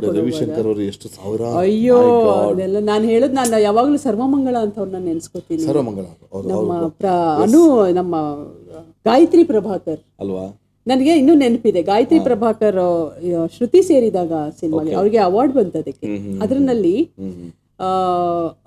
ಅವಳು ಪ್ರೆಗ್ನೆಂಟ್. ನಾನು ಅದು ನಿರೋಷ ಅವ್ರದ್ದು ಮಾಡುವಾಗ ನಾನು ಗಾಯತ್ರಿ ಪ್ರಭಾಕರ್ನ ನೆನ್ಸ್ಕೊಂಡಿದ್ದೆ. ದೇವ್ರ ಮುಂದೆ ನಿಂತ್ಕೊಂಡು ಅಳ್ತಾಳೆ ಗೀತಾ, ನೋವು ಬರ್ತಾ ಇದೆ, ಪ್ರೆಗ್ನೆಂಟ್ ಅವಳುನು ಅದ್ಕೊಂಡು ನಾನು ಬದುಕಬೇಕು. ನಾನು ಅದನ್ನ ಮಾಡುವಾಗ ಅದ್ ನೆನ್ಸ್ಕೊಂಡೆ. ನಿಜವಾಗ್ಲೂ ಅಂತವ್ರೆಲ್ಲ ನಿಜವಾಗ್ಲೂ ನಿಜವಾಗ್ಲು ನನ್ನ ತಮ್ಮನ ಹೆಂಡತಿ, ನನ್ನ ಕಸಿನ್ ಬ್ರದರ್ ಭರಂತ್ ಇದ್ದಾಳೆ, ಅವರ ವೈಫ್ ದೀಪಾ ಭಾಸ್ಕರ್, ಅವಳು ರಮ್ಯಾ ಅವ್ರಿಗೆಲ್ಲ ಧ್ವನಿ ಕೊಟ್ಟಂತವಳು. ಅವಳಿಗೂ 2-3 ಸಲಿ ಪ್ರಶಸ್ತಿ ಬಂದಿದೆ, ರಾಜ್ಯ ಪ್ರಶಸ್ತಿ. ಅವಳು ನನ್ನ ಫ್ಯಾಮಿಲಿ ಅಂತ ಹೇಳ್ಕೊಳಕ್ ನಂಗೆ ಖುಷಿ ಆಗುತ್ತೆ. ಸೊ ಅವಳು ಅದ್ಭುತವಾದಂತ ಡಬ್ಬಿಂಗ್ ಕಲಾವಿದೆ. ಡಬ್ಬಿಂಗ್ ಕೊಡೋದು ನಿಜವಾಗ್ಲು ನಾವೇ ಆ ಪಾತ್ರ ಆಗ್ಬೇಕು. ಅವರೇ ಅಷ್ಟು ಕೊಟ್ಟಿರ್ತಾರೋ ಅಲ್ವಾ ಎಮೋಷನ್, ನಾವು ಅದಕ್ಕಿಂತ ಹೆಚ್ಚಾಗಿ ಕೊಡ್ಬೇಕಾಗತ್ತೆ. ಸೊ ಡಬ್ಬಿಂಗ್ ಅನ್ನೋದು 2-3 ಮೂವೀಸ್ ನಾನು ಕೊಟ್ಟಿದ್ದೀನಿ, ನಿಮ್ಗೆ ಗೊತ್ತಿರುತ್ತೆ. ಸೊ ನೀವ್ ಹೇಳ್ದಂಗೆ SPV ಕೂಡ ಡಬ್ಬಿಂಗ್ ಕಲಾವಿದರು. ಕಮಲ್ ಹಾಸನ್ ಅವ್ರು ಇಲ್ದೆ ಮಾಡ್ತಾನೆ ಇರ್ಲಿಲ್ವಲ್ಲ. ಎಷ್ಟು ಮೂವೀಸ್ ಅವರು ಧ್ವನಿ ಆಗಿದ್ದಾರೆ. ತೆಲುಗು ಅಲ್ಲಿ ಗಾಂಧಿ ಚಿತ್ರಕ್ಕೆ SPB ಅವರು ಧ್ವನಿ ಗಾಂಧೀಜಿ ಅವರಿಗೆ. ತುಂಬಾ ಅದ್ಭುತ. ಡಬ್ಬಿಂಗ್ ಅನ್ನೋದು ಬಹಳ ಚಂದದ ಕೆಲಸ, ನನ್ಗೆ ಇವತ್ತಿಗೂ ಖುಷಿ ಕೊಡುತ್ತೆ. ಈಗ ಸುಮಾರು ಡಬ್ಬಿಂಗ್ ಮುಂಚೆ ಇದ್ದಿಲ್ಲ. ವಾಯ್ಸ್ ಮಾಡ್ಯುಲೇಷನ್ ಮಾಡಿದ್ದೀರಾ? ಹೌದು, ಮಾಡಿದ್ದೀನಿ. ಅದ್ರ ಲೈಕ್ ಈಗ ಬೇಸ್ ವಾಯ್ಸ್ ಕೆಲವೊಂದು ಕಾರ್ಟೂನ್ಗಳಿಗೆ ಕೊಟ್ಟಿದ್ದೀನಿ. ಕಾರ್ಟೂನ್ ಕೊಟ್ಟಿದ್ದೀರಾ? Okay, cartoon example people will enjoy. ಯಾವುದು ಬೀನ್, ಮಿಸ್ಟರ್ ಬೀನ್ ಅಲ್ಲಿ ಓನರ್ ಅವಳು bean. What are you doing, Bean? I'll kick you now. ಆ ರೀತಿ ಅವಳು ಹಂಗೆ ಕೂಡೋಗದೆ ಹೆಂಗೆ, ಕೆಳಗಡೆಯಿಂದ ಮೇಲ್ಗಡೆ ಕೇಳಿಸ್ಬೇಕಲ್ಲ, ಬೀನ್ ರೇಂಜ್ ಅಲ್ಲಿಂದ ಬರುತ್ತೆ. So it was very nice. ಈಗ ಸಿನಿಮಾಗಳಿಗೆ ಅಥವಾ ಸಿನಿಮಾಗೂ ತಾವು ಕೊಡ್ತೀನಿ ಸುಮಾರು ಮಾಡಿದ್ರಲ್ಲ, ಆಮೇಲೆ ಅಲ್ಲಿ ಬೇಸ್ ಧ್ವನಿ ಬೇಕು ಅಂದಾಗ ಮಾಡಿದ್ದೀನಿ. ಖಂಡಿತವಾಗೂ ಮಾಡ್ಲೇಬೇಕು. ಯಾರಿಗೆ ಮಾಡಿದ್ರೆ? ಸುಮಾರು ಜನ ಪೌಷ್ಟಿಕ ನಟರುಗಳದ್ದು ತುಂಬಾ ಇರುತ್ತೆ. ಯಾಕಂದ್ರೆ ಒಂದು ಪಾತ್ರಕ್ಕೆ ಎರಡು ಧ್ವನಿ ಕೊಟ್ಟಿದ್ದೀನಿ, ಅಪೋಸಿಟ್ ವೇ. ಓಹೋ, ಒಂದು ಶಾರ್ಪ್, ಒಂದು ಬೇಸ್. ಸೂಪರ್. ಸೊ ಅಲ್ಲೂ ಚೆನ್ನಾಗಿರುತ್ತೆ. ಇದು ಇವತ್ತಿಗೂ ಅದು ನಡೀತಿದೆ. ಮುಂಚೆ ಎಲ್ಲ ಇದ್ದಿಲ್ಲ ಡಬ್ಬಿಂಗ್, ನಮ್ಮಲ್ಲಿ ಪರ್ಮಿಷನ್ ಇದ್ದಿಲ್ವಲ್ಲ ಬೇರೆ ಭಾಷೆ. ಇವಾಗ ಆಗಿರೋದ್ರಿಂದ ನಮ್ಮಂತಹ ಡಬ್ಬಿಂಗ್ ಕಲಾವಿದರಿಗೆ ಬಹಳಷ್ಟು ಕೆಲಸ ಸಿಗ್ತಿದೆ. ಜೊತೆಗೆ ವೆಬ್ ಸೀರೀಸ್ಗಳು ಶುರುವಾಗಿರೋದ್ರಿಂದ ಸುಮಾರು ವೆಬ್ ಸೀರೀಸ್ಗಳು ಕನ್ನಡಕ್ಕೆ ಬರ್ತಾ ಇದೆ. ಎಂಥ ಇರಾನಿ ಇದರದ್ದು ಇರಾನ್ ವೆಬ್ ಸೀರೀಸ್ಗಳು, ಇಂಗ್ಲಿಷ್ ವೆಬ್ ಸೀರೀಸ್ಗಳು, ಪಂಜಾಬಿ, ಬೆಂಗಾಲಿ, ಅವೆಲ್ಲವೂ ಕನ್ನಡಕ್ಕೆ ಆಗೋದ್ರಿಂದ ಖಂಡಿತವಾಗಿ ಸುಮಾರಷ್ಟು ತಮಿಳ್ ವೆಬ್ ಸೀರೀಸ್ಗಳು, ಅದಕ್ಕೆ ಒಂದು ಎಷ್ಟು ಕಲಾವಿದರಿಗೆ ಅವಕಾಶ ಸಿಗ್ತದೆ ಅಲ್ವಾ ಅದರಿಂದ. ಸೊ ಸುಮಾರಷ್ಟು ನಿರಂತರವಾದ ಕೆಲಸ ಆಗ್ತಾನೆ ಇದೆ ಡಬ್ಬಿಂಗ್ ಅಲ್ಲಿ, ಅದೊಂದು ಖುಷಿ ಇದೆ. ಮತ್ತೆ ಸಡನ್ ಆಗಿ ಒಂದು ಶಾರ್ಪ್ ಇಂದ ಬೇಸಿಂದ ಶಾರ್ಪ್ ಮಾಡೋದು, ಅದು ಒಂದು ಚಾಲೆಂಜ್. ಸೂಪರ್. ಸೊ ನೀವು ಧಾರಾವಾಹಿಯ ಮೂಲಕ ಯಾವ ಕಿರುತೆರೆಯಲ್ಲಿ ಪಾದಾರ್ಪಣೆ ಮಾಡಿದ್ರಿ, ಅದು ಆ ಅನುಭವನ ಹಂಚ್ಕೊಳ್ಳಿ. ಹೇಗೆ ಸ್ಟಾರ್ಟ್ ಆಯ್ತು? ಅದು ನನಗೆ ನಾಟಕ ಹುಚ್ಚು ಕಾಲೇಜಿಂದ ಇದ್ದಿದ್ದು. ಹೌದು, ಕಾಲೇಜಿಂದ ಇದ್ದಿದ್ದು ನಾಟಕ. ಮತ್ತೆ ಅದೇ ಬಿಟ್ಟು ಹೋಯ್ತು, ಅದು ಎಲ್ಲ ಹೋಯ್ತದು, ಎಲ್ಲ ಬಿಟ್ಟೋಯ್ತು. ಮತ್ತೆ ಇದೆಲ್ಲ ಶುರು ಮಾಡ್ಕೊಂಡಿದ್ದೆ. ನಾಟಕ ಎಲ್ಲೋ ಸೈಡ್ ಹೊಟ್ಟೋಗಿತ್ತು. ನಾನು ಧ್ವನಿಗೆ ಹೇಳಿದೆ, ನಾನು ವಾಯ್ಲ್ಯೂ ಪಾಯಿಂಟ್ ಅಂತ ಹೋಗ್ತಾ ಇದ್ದೆ ಇ ಲರ್ನಿಂಗ್ ಅಲ್ಲಿ ನಂಗೆ ವಾಸುಕೇಶನ್ ಅಂತ ಪರಿಚಯ ಆದ್ರು. ಅವರಲ್ಲಿ ಕೆಲಸ ಮಾಡ್ತಿದ್ರು. ಅವರು ನಮ್ಮ PD ಸತೀಶ್ ಚಂದ್ರ ಅವರ ಟೀಮಲ್ಲಿದ್ರು. ಅವ್ರು ಹೇಳೋರು, ಬನ್ನಿ ಯಾವತ್ತಾರ ನಮ್ಮ ನಾಟಕಕ್ಕೆ ಅಂತ ಹೇಳಿದ್ರು. ಆಯ್ತು ಬರ್ತೀನಿ ಅಂತ ಹೇಳಿ ಒಂದು ನಾಟಕ ನೋಡಕ್ ಹೋದೆ. ನಂಗೆ ಹೆಸರು ಸಡನ್ ಆಗಿ ಹೆಸರುಗಳು ಬರೋದಿಲ್ಲ. ಸರಿ, ಅಲ್ಲಿ ಹೋದೆ. ಅಲ್ಲಿ ನಾಟಕ ನಡೀತು. ರಂಗಶಂಕರಕ್ಕೆ ಹೋಗಿದೆ. ತುಂಬಾ ವರ್ಷದ ಮೇಲೆ ನಾಟಕ ನೋಡಿದೆ. ಎಷ್ಟೋ ಒಂದು 20 ವರ್ಷ ಆಗಿರ್ಬೋದು ಬಹುಶಃ. ನಾಟಕ ನೋಡ್ತಾ ಇರುವಾಗ ನನಗೆ ನಾಟಕ ನೋಡೋದಕ್ಕಿಂತ ಅನುಭವಿಸಿದ ವೇದನೆನೇ ಜಾಸ್ತಿ. ನಾನು ಯಾಕೆ ಇಲ್ಲಿ ಕೂತಿದ್ದೀನಿ ಅಂತ. ನಾನು ಸ್ಟೇಜ್ ಮೇಲೆ ಇರ್ಬೇಕಾದ್ರೆ ಎಷ್ಟು ಅಂದ್ರೆ ಅಲ್ಲಿ ಪ್ರತಿಯೊಂದು ಪಾತ್ರ ನೋಡ್ತಾ ಇದ್ರೆ ನನ್ಗೆ ದುಃಖ ಆಗ್ತಾ ಇತ್ತು. ಇಲ್ಲ, ನಾನು ಬಿಟ್ಬಿಟ್ಟಿದ್ದೀನಿ ಇದನ್ನ, ಮತ್ತೆ ಶುರು ಮಾಡ್ಬೇಕು ಅಂತ ಹೇಳಿ ವಾಸುಕೇಶನ್ ಅವ್ರನ್ನೇ ಕೇಳ್ದೆ, ನಾನು ಮಾಡ್ಬೇಕು ಬೇಕಾ ಹೇಳಿ, ನಾನು ಬರ್ತೀನಿ, ಹೆಂಗೆ ಏನೇ ಪ್ರಾಕ್ಟೀಸ್ ಇದ್ರು ಯಾವ್ದು ಬ್ಲಾಕಿಂಗ್ ಇದ್ರು ಬರ್ತೀನಿ, ಈಗ ಒಂಚೂರು ಫ್ರೀ ಆಗಿದ್ದೀನಿ ಅಂತ ಹೇಳಿದೆ. ಆಗ ಅವರು ಕರೆದ್ರು ನನ್ನ. ಒಂದು ಕ್ರಾಂತಿ ಅಂತ ಹೇಳಿ ಒಂದು ನಾಟಕ, ಅದರಲ್ಲಿ ಭಗತ್ ಸಿಂಗ್ ಅವರ ತಾಯಿ ಪಾತ್ರ, ರೀ ಎಂಟ್ರಿ ನಂದದು ನಾಟಕಕ್ಕೆ. ರಾಜ್ಗುರು, ಬಸವರಾಜ್ ರಾಜ್ಗುರು, ಇವರು ನಮ್ಮ ಜನಪದ ರಾಜ್ಗುರು ಅವ್ರು ಗೊತ್ತಲ್ಲ, ಅಂದ್ರೆ ನೀವು ಹೇಳ್ತಿರೋದು ಜನಪದ ಹಾಡುಗಳನ್ನ ಅಲ್ಲ ಅವರಲ್ಲ, ಗುರುರಾಜ್ ಅವರ ಮಗ ರಾಜು ಹೊಸಕೋಟೆ ಅಂತ ಹೇಳಿ ಅವರ ಟೀಮ್ ಅದು. ರಂಗಪಯಣ ಅಂತ ಈಗ ಮಾಡ್ಕೊಂಡಿದ್ದಾರೆ. ಸೊ ಅವನು ನನಗೆ ಕ್ರಾಂತಿ ಅಂತ ಒಂದು ಸಿನಿಮಾ ನಾಟಕ ಮಾಡಿಸಿ ಅದರಲ್ಲಿ ಭಗತ್ ಸಿಂಗ್ ಅವರ ಪಾತ್ರ, ತಾಯಿಯ ಪಾತ್ರ, ಕರೆಕ್ಟಾಗಿ 10 ದಿವಸ ಹೋಗಿದೆ ಪ್ರಾಕ್ಟೀಸ್ಗೆ. ತುಂಬಾ ಅದ್ಭುತವಾದಂತಹ ಖುಷಿ ಕೊಡ್ತು ಅದೊಂದು ಸ್ಟೇಜ್. ಮೊದಲ after so many years I was on stage. So ಅಲ್ಲಿಂದ ಒಂದು ಹೊಸ ಮತ್ತೆ ನಾಟಕಗಳು ಮಾಡೋ ಹುಚ್ಚು ಹಿಡ್ಕೊತು. ಸುಮಾರಷ್ಟು ಮಾಡಿದೆ. ಬೈರೇಗೌಡರ ಉರ್ಗವ್ವ ಅಂತ ಹೇಳಿ 80 ವರ್ಷದ ಮುದುಕಿಯ ಪಾತ್ರ, ಅದೇ ಮೇನ್ ಪಾತ್ರ. ಇಡೀ ನಾಟಕ ನಾನು ಹಿಂಗ್ ಬಕ್ಕೊಂಡು ಹಿಂಗ್ ಅಲ್ಲಾಡ್ತಾನೆ ಇರ್ಬೇಕು ಇಡೀ ನಾಟಕ. ಡಬ್ಬಿಂಗ್ ಅಲ್ಲಿ ಯಾರಿಗಾದ್ರೂ ಆತರ ಒಂದು ಮಾಡಿದ್ದೀನಿ ಖಂಡಿತ. ಒಂದು ಇದ್ರಲ್ಲಿ ಆಡ್ ನಮ್ಮ ಉಮೇಶ್ವರು ಬಹಳ ಪಾಪ್ಯುಲರ್ ಅದು, ಕಲ್ಯಾಣ್ ಸೀರೆಗಳು ಅನ್ಸುತ್ತೆ, ಕಲ್ಯಾಣ್ ಸ್ಯಾರೀಸ್ ಅಂತ. ಅದರಲ್ಲಿ ಅಮ್ಮ ಅಜ್ಜಿ ಇಬ್ರದ್ದು ಪಾತ್ರಕ್ಕೆ ನಾನೇ ವಾಯ್ಸ್ ಕೊಟ್ಟಿದ್ದೀನಿ, ಎರಡೂನು. ಆತರ ಸುಮಾರು ಕೊಟ್ಟಿದ್ದೀನಿ. ಸೊ ಅಲ್ಲಿ ನಂಗೆ ಆಲ್ಮೋಸ್ಟ್ ಉಮಾಶ್ರೀನೇ ಆವಾಹನೆ ಮಾಡ್ಕೊಂಡಿದ್ದೆ ಅದಕ್ಕೆ. ಹೌದೌದು. ಸೊ ಅದು ಸುಮಾರಷ್ಟು ಶೋಗಳು ಕಾಣ್ತು ಅದು ಬೈರೇಗೌಡ್ರದ್ದು. ಅದಾದ್ಮೇಲೆ ನನ್ನ ಗೆಳೆಯ ನಾಗರಾಜ್ ಸೋಮಯಾಜಿ ಅಂತ, ಇವತ್ತು ಅವನು ಒಳ್ಳೆ ನಿರ್ದೇಶಕ ಆಗಿದ್ದಾನೆ ಸಿನಿಮಾಗಳಲ್ಲಿ. ಅವನು ಸರ್ವಸ್ವ ಅಂತ ಒಂದು ತಂಡ ಕಟ್ಟಿ ಮೌನ ಅಂತ ಒಂದು 5 ಕಥೆಗಳನ್ನ ತಗೊಂಡು ಒಂದು ನಾಟಕ ಮಾಡ್ದ, ಮೌನ ಅಂತ ಹೇಳಿ. ಅದರಲ್ಲಿ ಒಂದು ತಾಯಿಯ ಪಾತ್ರ, ವೆರಿ ಇನ್ನೋಸೆಂಟ್ ತಾಯಿ. ಅದು ಅವಳಿಗೆ ಮಗಳು ಮದುವೆ ಆಗಿಲ್ಲ ಅನ್ನೋದೇ ಒಂದು ದೊಡ್ಡ ಯೋಚನೆ, ಆ ರೀತಿ ಒಂದು ಪಾತ್ರ. ಅದನ್ನ ಮಾಡಿದಾಗ ಅದು ನಾಟಕ ನೋಡಕ್ ಬಂದವರು TN ಸೀತಾರಾಮ್ ಅವರು. ಜೊತೆಗೆ ಅಲ್ಲಿ ನಾಟಕದಲ್ಲಿ ಇದ್ದವರು ಜಯಲಕ್ಷ್ಮಿ ಪಾಟೀಲ್ ಅಂತ, ಆಕೆ ಕೂಡ ಅದ್ಭುತವಾದ ರಂಗನಟಿ. ಅವರು ಸಾಹಿತಿ ಎಲ್ಲಾನು. ಅವರು ಸಕಲ ಕಲಾವಲ್ಲಭೆ ಜಯಲಕ್ಷ್ಮಿ ಪಾಟೀಲ್. ಅವರು ಪುಷ್ ಮಾಡಿದ್ರು, ಹೀಗೆ ಹೋಗು ಹೋಗು ಹೋಗು ಅಂತ, ಮಾಡು, ಏನು ಬರೀ ಇದೇ ಆಗೋಯ್ತು ನಿಂದು, ಹೋಗು ಒಂಚೂರು ಅಲ್ಲೂ ನೋಡು, ಏನದು ಸೀರಿಯಲ್ಗಳಲ್ಲೂ ಮಾಡು, ಕರಿತಾ ಇದ್ದಾರೆ TNS, ಮಾಡ್ಕೊಂಡ್ ಬಾ, ಅಲ್ಲೊಂದು ಅನುಭವ ಪಡ್ಕೊ. ಖಂಡಿತವಾಗಿ. ಸರಿ, TNS ಅವರ ಮಹಾಪರ್ವ ಸೀರಿಯಲ್ನಲ್ಲಿ ಶುರು ಮಾಡಿದೆ. ನನ್ನ ಕಿರು ತೆರೆ ಧಾರಾವಾಹಿ ಖಂಡಿತವಾಗಿ. ಅವತ್ತು ನಾನೇ ಜಯಲಕ್ಷ್ಮಿ ಪಾಟೀಲ್ ಅವ್ರನ್ನ ನೆನ್ಸ್ಕೋಬೇಕು. ಅವರು ಇಲ್ಲ ಮಾಡು. TNS ಎಂಥ ಅದ್ಭುತವಾದಂತ ಅವರು ಪರಿಚಯ ಆದ್ಮೇಲೆ ನನಗೆ ನಿಜವಾಗ್ಲೂ ಕಿರುತೆರೆಯಲ್ಲಿ ಧಾರಾವಾಹಿಗಳಲ್ಲಿ ಹೇಗೆ ನಟಿಸ್ಬೇಕು ಅನ್ನೋದು ಒಂದು ಅದೇ ಬೇರೆ. ಪ್ರತಿಯೊಂದರಲ್ಲೂ ನಟನೆಗಳು ಬೇರೆ. ನಾಟಕದಲ್ಲಿ ನಟನೆ ಬೇರೆ, ಕಿರುತೆರೆಯ ನಟನೆ ಬೇರೆ, ಸಿನಿಮಾ ನಟನೆ. ಈ ಒಂದು ಕಿರುತೆರೆ ಸಿನಿಮಾದಲ್ಲಿ ನಟನೆ ಮಾಡೋದಕ್ಕೂ ಮತ್ತೆ ರಂಗಭೂಮಿಯಲ್ಲಿ ನಟನೆ ಮಾಡೋದಕ್ಕೂ ಏನು ವ್ಯತ್ಯಾಸ ನಿಮಗೆ ನೀವು ಕಂಡು ಬರುತ್ತೆ? ಸಿನಿಮಾನಲ್ಲಿ ಅದೇನು, ಸಿನಿಮಾನಲ್ಲಿ ಆ ಶಾರ್ಟ್ ಅಷ್ಟೇ ನೀವು ಆ ಮೊಮೆಂಟಿಗೆ ಏನು ಡೈಲಾಗ್ ಬೇಕೋ ಅದು ಬೇಕೇ. ಕೆಲವೊಂದ್ಸಲಿ ಅದು ಬೇಕಾಗಿಲ್ಲ, ಯಾರೋ ಪ್ರಾಂಪ್ಟ್ ಮಾಡ್ತಾರೆ, ಅದು ಬೇಕಾಗಿಲ್ಲ. ನೀವು ಸನ್ನಿವೇಶ ತಿಳ್ಕೊಂಡು ಅಭಿನಯವನ್ನ ತಲೆಯಲ್ಲಿ ಇಟ್ಕೊಂಡು ಏನು ಸಂಭಾಷಣೆ ಅಂತ ಇಟ್ಕೊಂಡು ಹೇಳ್ಬಿಟ್ರೆ ಆಗೋಯ್ತಾ ಸೀನು. ನಾಟಕ ಆಗಲ್ಲ. ನಾಟಕ ನಮಗೆ ಬರೀ ಇಡೀ ನಾಟಕ ಓದಕ್ಕೆ 1 ತಿಂಗಳು ಬೇಕಾಗತ್ತೆ. 1 ತಿಂಗಳು ನಾಟಕ ಓದ್ಬೇಕು ನಾವು.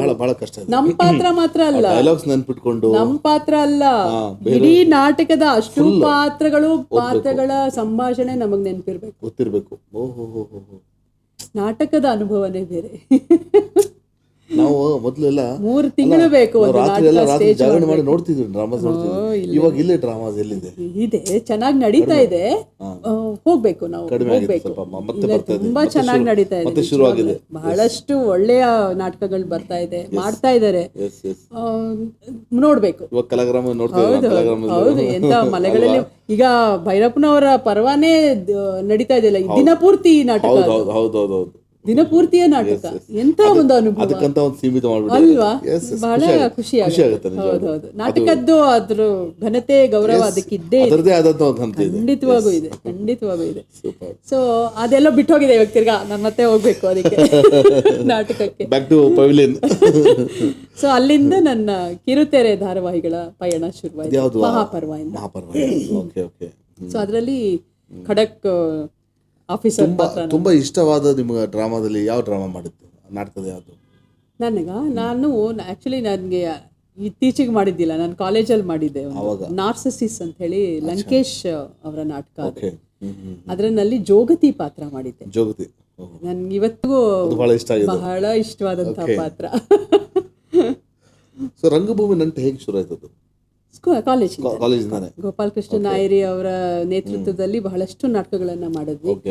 ಸಂಸ್ಕೃತ ನಾಟಕಗಳನ್ನ ಮಾಡಿದ್ವಿ, ಭಾಸನ ನಾಟಕಗಳು ಸುಮಾರಷ್ಟು. ಇವತ್ತಿಗೂ ಅವರೆಲ್ಲ ನನ್ನ ಕಾಂಟ್ಯಾಕ್ಟ್ ಅಲ್ಲಿ ಇದ್ದಾರೆ, ಅಷ್ಟೂ ಜನ. ಅವತ್ತು ಯಾರಿದೆ ಕಾಲೇಜಲ್ಲಿ, ನಮ್ದೇ ಡ್ರಾಮಾ ಕ್ಲಬ್ ಅಂತ ಇವತ್ತಿಗೂ ಇದೆ, ಬಟ್ ನಾವು ಮಾಡ್ತಾ ಇಲ್ಲ. ಆಮೇಲೆ ನಾನು MES ಇಂದ ಆಚೆ ಬಂದ್ಮೇಲೆ ನಂದೇ ಒಂದು ತಂಡ ಕಟ್ಟಿದೆ, ಅನ್ವೇಷಣ ಅಂತ ಹೇಳಿ. ನಾವು 3 ಜನ ಒಂದು ಸಮಾನ ಮನಸ್ಕರು. ನಾನು ರಾಘವೇಂದ್ರ ಅಂತ ನನ್ನ ಗೆಳೆಯ, ಮತ್ತೆ ಶ್ಯಾಮ್ ಪ್ರಸಾದ್ ಅಂತ, ಅವನು ಇಲ್ಲ ಈಗ. ನಾವು 3 ಜನ ಸೇರಿ ಇಲ್ಲ ನಾವೇನಾದ್ರೂ ಮಾಡಬೇಕು ಅಂತ ಹೇಳಿ ಒಂದು ಅನ್ವೇಷಣ ಅಂತ ಒಂದು ತಂಡವನ್ನ ಕಟ್ಟಿ, ಆ MES ಇಂದ ಪಾಸ್ ಆದಂತಹ ನಾಟಕದಲ್ಲಿ ಇಷ್ಟವಿರುವಂತಹ, ಅದ್ರಲ್ಲಿ ನನ್ನ ತಮ್ಮ ಕೂಡ ಇದ್ದಾರೆ, ಸೊ ಅವರೆಲ್ಲ ಸೇರ್ಕೊಂಡು ನಮ್ದೇ ಒಂದು ತಂಡ ಕಟ್ಟಿ ಸುಮಾರು ನಾಟಕಗಳನ್ನ ಮಾಡಿದ್ವಿ. ಹೌದು, ನಮ್ದೇ ಪ್ರೊಡಕ್ಷನ್. ಹೌದು, ಅವಾಗ ಅಲ್ಲೇ ಅದರಲ್ಲೇ ಹೂ ಹುಡುಗಿ, ನಮ್ಮ ಜಯಂತ್ ಕಾಯ್ಕಿಣಿ ಅವರ ಹೂ ಹುಡುಗಿ ಮಾಡಿದ್ವಿ, ನಮ್ಮ ಕಂಪನಿ. ಮುಂದೆ ಯಾವ ರೀತಿ ಪಾತ್ರಗಳು ಮಾಡ್ಬೇಕಂತ ನಿಮಗೆ ಏನಾದ್ರೂ ಒಂದು ಕಲ್ಪನೆ ಇದೆ? ಈ ತರ ಇದು ಮಾಡಿಲ್ಲ ನಾನು ಮಾಡಬೇಕು ಅನ್ನೋದು ತುಂಬಾ ಇದೆ. ಯಾವ್ದು ಹೇಳ್ಕೊಳ್ಳಿ. ನನಗೆ ಇಷ್ಟವಾದಂತಹ ನಟಿ ಲಕ್ಷ್ಮಿ. ವಾ, ಲಕ್ಷ್ಮಿ ಮಾಡಿದಂತಹ ಎಷ್ಟೊಂದು ಪಾತ್ರಗಳಿವೆ, ನಂಗೆ ಬಹಳ ಇಷ್ಟ. ಅವರ ಇವತ್ತಿಗೂ ಇಷ್ಟ. ಲಕ್ಷ್ಮಿನ ಎಲ್ಲಿ ಕಂಡ್ರು ನನಗೆ ಬಹಳ ಇಷ್ಟ ಆಗತ್ತೆ. ಸಿನಿಮಾದಲ್ಲಿ ಅವ್ರು ನಿರ್ವಹಿಸಿದಂತ ಪಾತ್ರಗಳು ನಂಗೆ ಸಿಗ್ಬೇಕು ಅಂತ ಆಸೆ, ತುಂಬಾ ಇಷ್ಟ. ಅವ್ರ ವಯಸ್ಸಾದ್ಮೇಲೂ ಕೂಡ ಒಂದು ಗೃಹಿಣಿ ಅಂದ್ರೆ ಲಕ್ಷ್ಮಿ. ವಂಶಿ ಅದರಲ್ಲಿ ಪುನೀತ್ ಅಮ್ಮನ ಪಾತ್ರ ಮಾಡಿದ್ದಾರೆ. ನನಗೆ ಯಾಕಂದ್ರೆ ಇವಾಗ ನನ್ನ ಹೀರೋಯಿನ್ ಎಲ್ಲ ಇಲ್ಲ, ಪೋಷಕ ಪಾತ್ರಗಳನ್ನ ನಾವು ನೆನ್ಸ್ಕೋಬೇಕು. ಲಕ್ಷ್ಮಿ ಮಾಡಿದಂತಹ ಅಮ್ಮನ ಪಾತ್ರ ಇದೆಯಲ್ಲ, ಆ ತರದ ಪಾತ್ರ ನಂಗೆ ಬೇಕು, ಮಾಡ್ಬೇಕು. ನಾನು ಯಾವ ಸಿಗತ್ತೆ ಚಾಲೆಂಜ್ ಅಲ್ಲಿ ಖಂಡಿತ ನೀವು ಮಾಡ್ತೀರಾ, ನಾನು ಸಜೆಸ್ಟ್ ಮಾಡ್ತೇನೆ. ಖಂಡಿತವಾಗೂ. ಯಾಕಂದ್ರೆ ನಿಮ್ಮಲ್ಲಿ ಟ್ಯಾಲೆಂಟ್ ಇದೆ, ನಿಮ್ಮಲ್ಲಿ ಶ್ರದ್ಧೆ ಇದೆ, ಎಲ್ಲಕ್ಕಿಂತ ಮುಖ್ಯ ಶ್ರದ್ಧೆ. ಆ ಶ್ರದ್ಧೆ ಇದ್ರೆ ಖಂಡಿತ ರೀಚ್ ಆಗ್ತೀರಾ. ಲಕ್ಷ್ಮಿ ಅವರು ನಿಮ್ಗೆ ಕರೆ ಮಾಡಿ ಹೇಳ್ತಾರೆ ಎಂತ ಒಳ್ಳೆ ಪಾತ್ರ ಮಾಡಿದ್ದೀರ, ಆ ದಿನ ಬರುತ್ತೆ. ಎಸ್. ಸೊ ಮುಂದೆ ಅದೇ ಆ ರೀತಿ ಪಾತ್ರ ಮಾಡ್ಬೇಕಂತ ಬಹಳ ಆಸೆ ಇದೆ ಅಲ್ವಾ? ಓಕೆ. ಸೊ ನೀವು ಇಷ್ಟೆಲ್ಲ ಸಾಧನೆ ಮಾಡೋದಕ್ಕೆ ಅಥವಾ ಮನೆಯಿಂದ ಈ ರೀತಿ ಒಂದು ಪ್ರೋತ್ಸಾಹ ಬಂದಿದ್ದಕ್ಕೆ ಇಷ್ಟು ಮಟ್ಟಕ್ಕೆ ತಾವು ರೀಚ್ ಆಗಿದ್ದೀರಾ, ಇಲ್ಲಾಂದ್ರೆ ಸಾಧನೆ ಆಗಿದೆ.